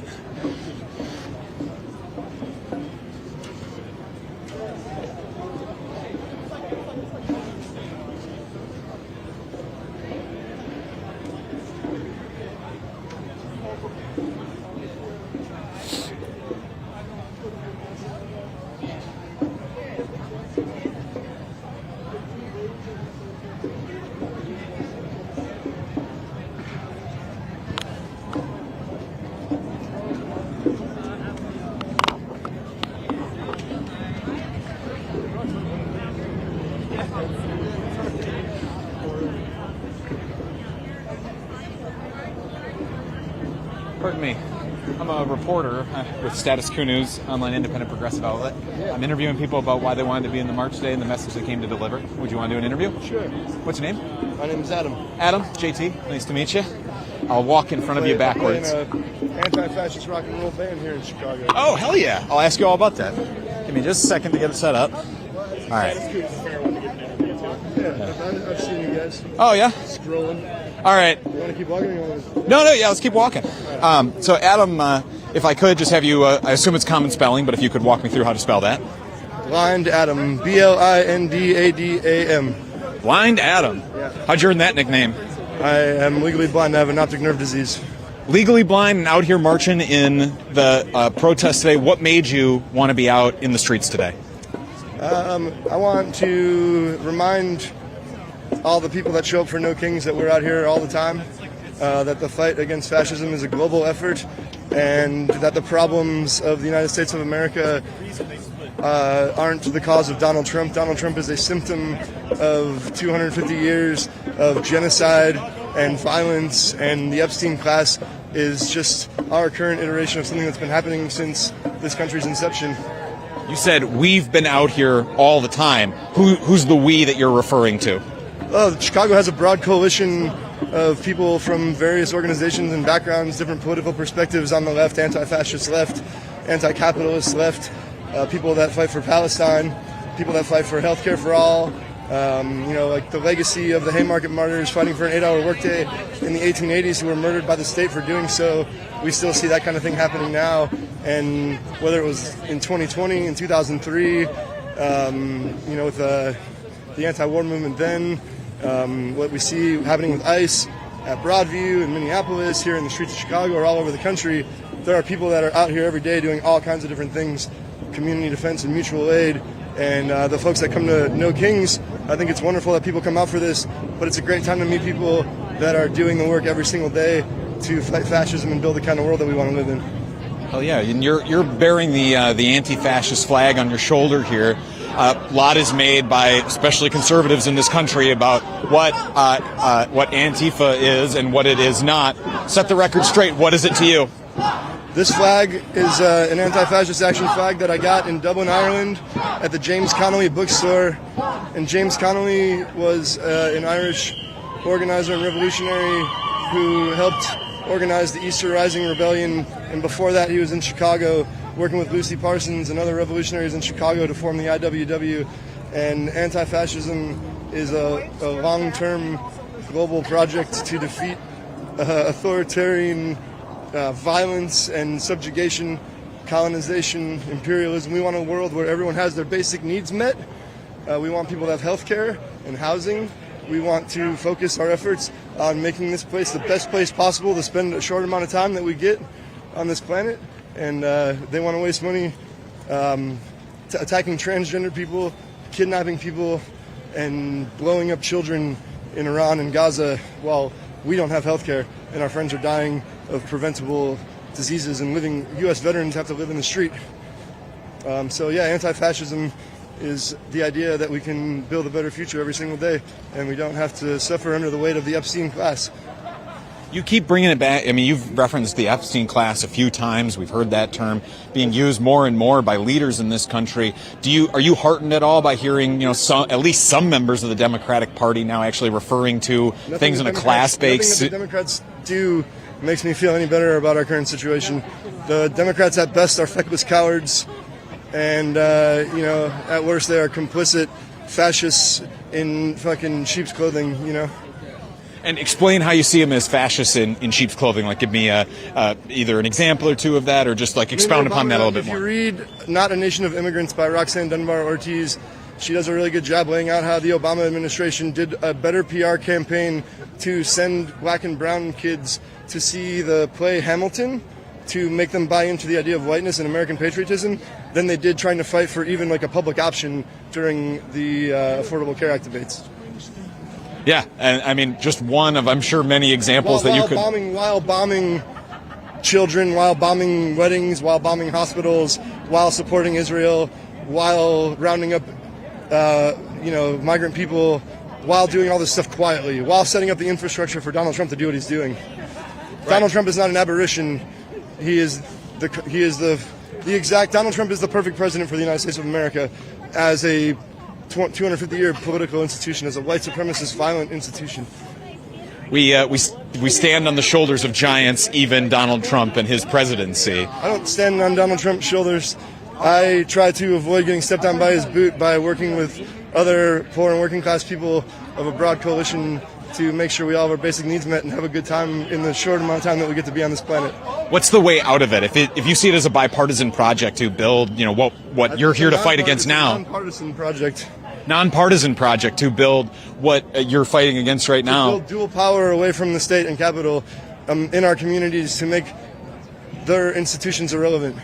Okay. So then what's the way out of it that you see, if you see one? Get to know your neighbors, learn from Fred Hampton, learn from the Black Panthers, learn from the IWW, learn from Lucy Parsons, learn from all the people that came before us, and make sure if you have something that you can offer skill-wise or resource-wise, do that, find out what people need, and if you need help, ask for it. Mutual aid is a two-way street, and solidarity over charity, Thanks so much for taking the time to talk to me today. I mean, we could keep this conversation going for a long time, I'm sure, but I mean, at least, is there anything else that you would want to say while you have a platform like this? Yeah, we stand for all people in the world to live a good life in the short time that they are here. Fuck fascism, fuck ICE, free Palestine, free Turtle Island. Thanks very much, man. I appreciate the time. I saw you cover the Abu Ghazaleh rally. Are you the only person? Is it entirely you? No, we are a small team, but we're a mighty team. I'm the one who's based in the Midwest. Okay. So that's why I end up at all this stuff. What's that? you on a Midas touch check. Yes, yeah, they carry us as well. So I saw you again. I was like, oh my God, are you a one-person business? I was like, that's. Oh yeah, no. I'm a one-man band today, but usually I have a cameraman with me is most of the time. What else do you cover? Where do you normally, like, what's your cover? Well, I tell you, I only started with Status Coup back in September, so basically my whole time has been like we were on the ground here in Chicago for 2 months. That was like the day I started. I came out to Chicago. We were here for 2 months. Then we pivoted over to Minneapolis when they ramped up there. Yeah. And now for the last month, I've been working out of my house. Oh, okay. But there hasn't been time for me to get much more than that. But we're planning. I added you guys on. I subscribed to you on YouTube. Thanks, man. Yeah, no problem. All right. What's your name? JT. JT. Nice to meet you. Nice to meet you. And your name was? Xavier. Nice to meet you. Okay, folks. I'm going to let you pan around here. We reached the end of the march, and the march really shed people there towards the end. So I'm going to set up here and start to draw things to a close as the last of the marchers kind of filter in.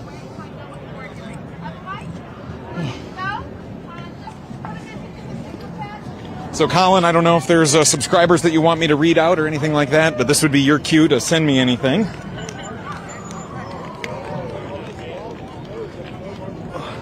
Or hop in my ear if there's nothing to read, but I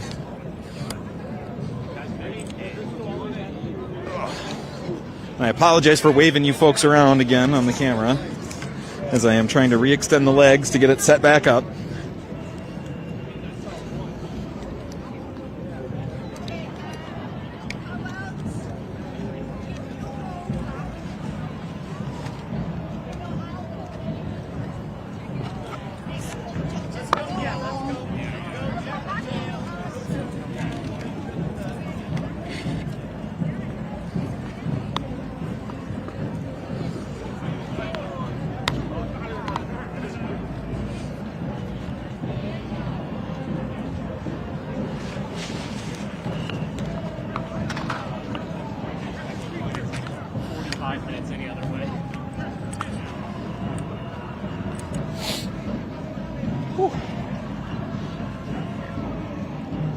Okay.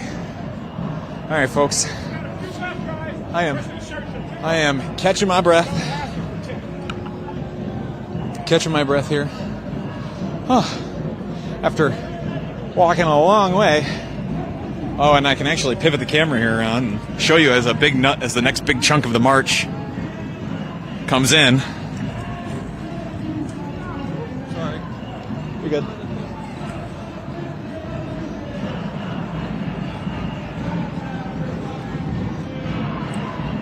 Like I said, it was thousands and thousands of people. And it looks like somehow I even ended up ahead of a large chunk of the protest. I'm not sure how that happened.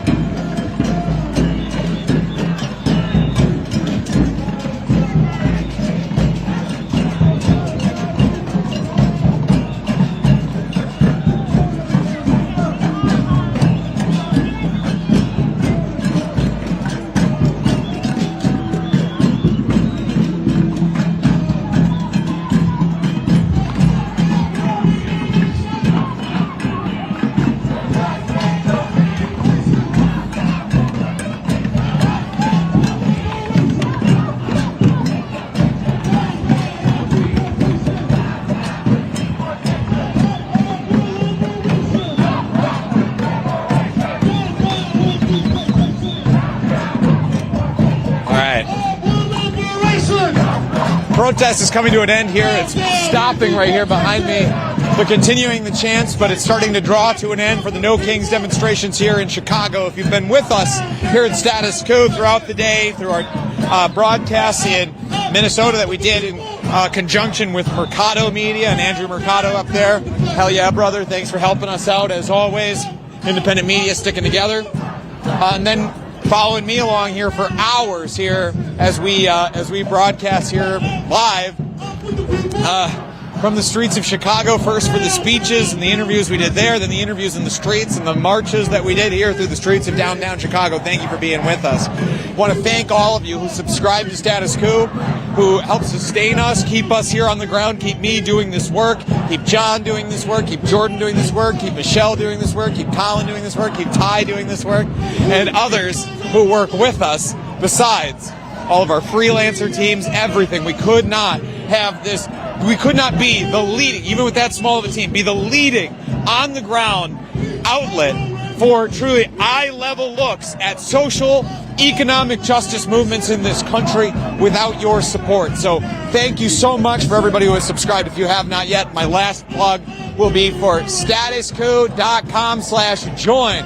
I am soaked in sweat. I dressed for the weather. It was going to be 40 some degrees out here, but I dressed without thinking about the march. Maybe I should have dressed a little lighter, but maybe I would have been cold then before. But I'm drenched in sweat after doing all that marching. So if you want to say thank you to me, thank you to our team for the coverage that we're able to offer you from these on-the-ground perspectives. Best way you can do that is go to statuscoup.com/join for as low as $5 a month.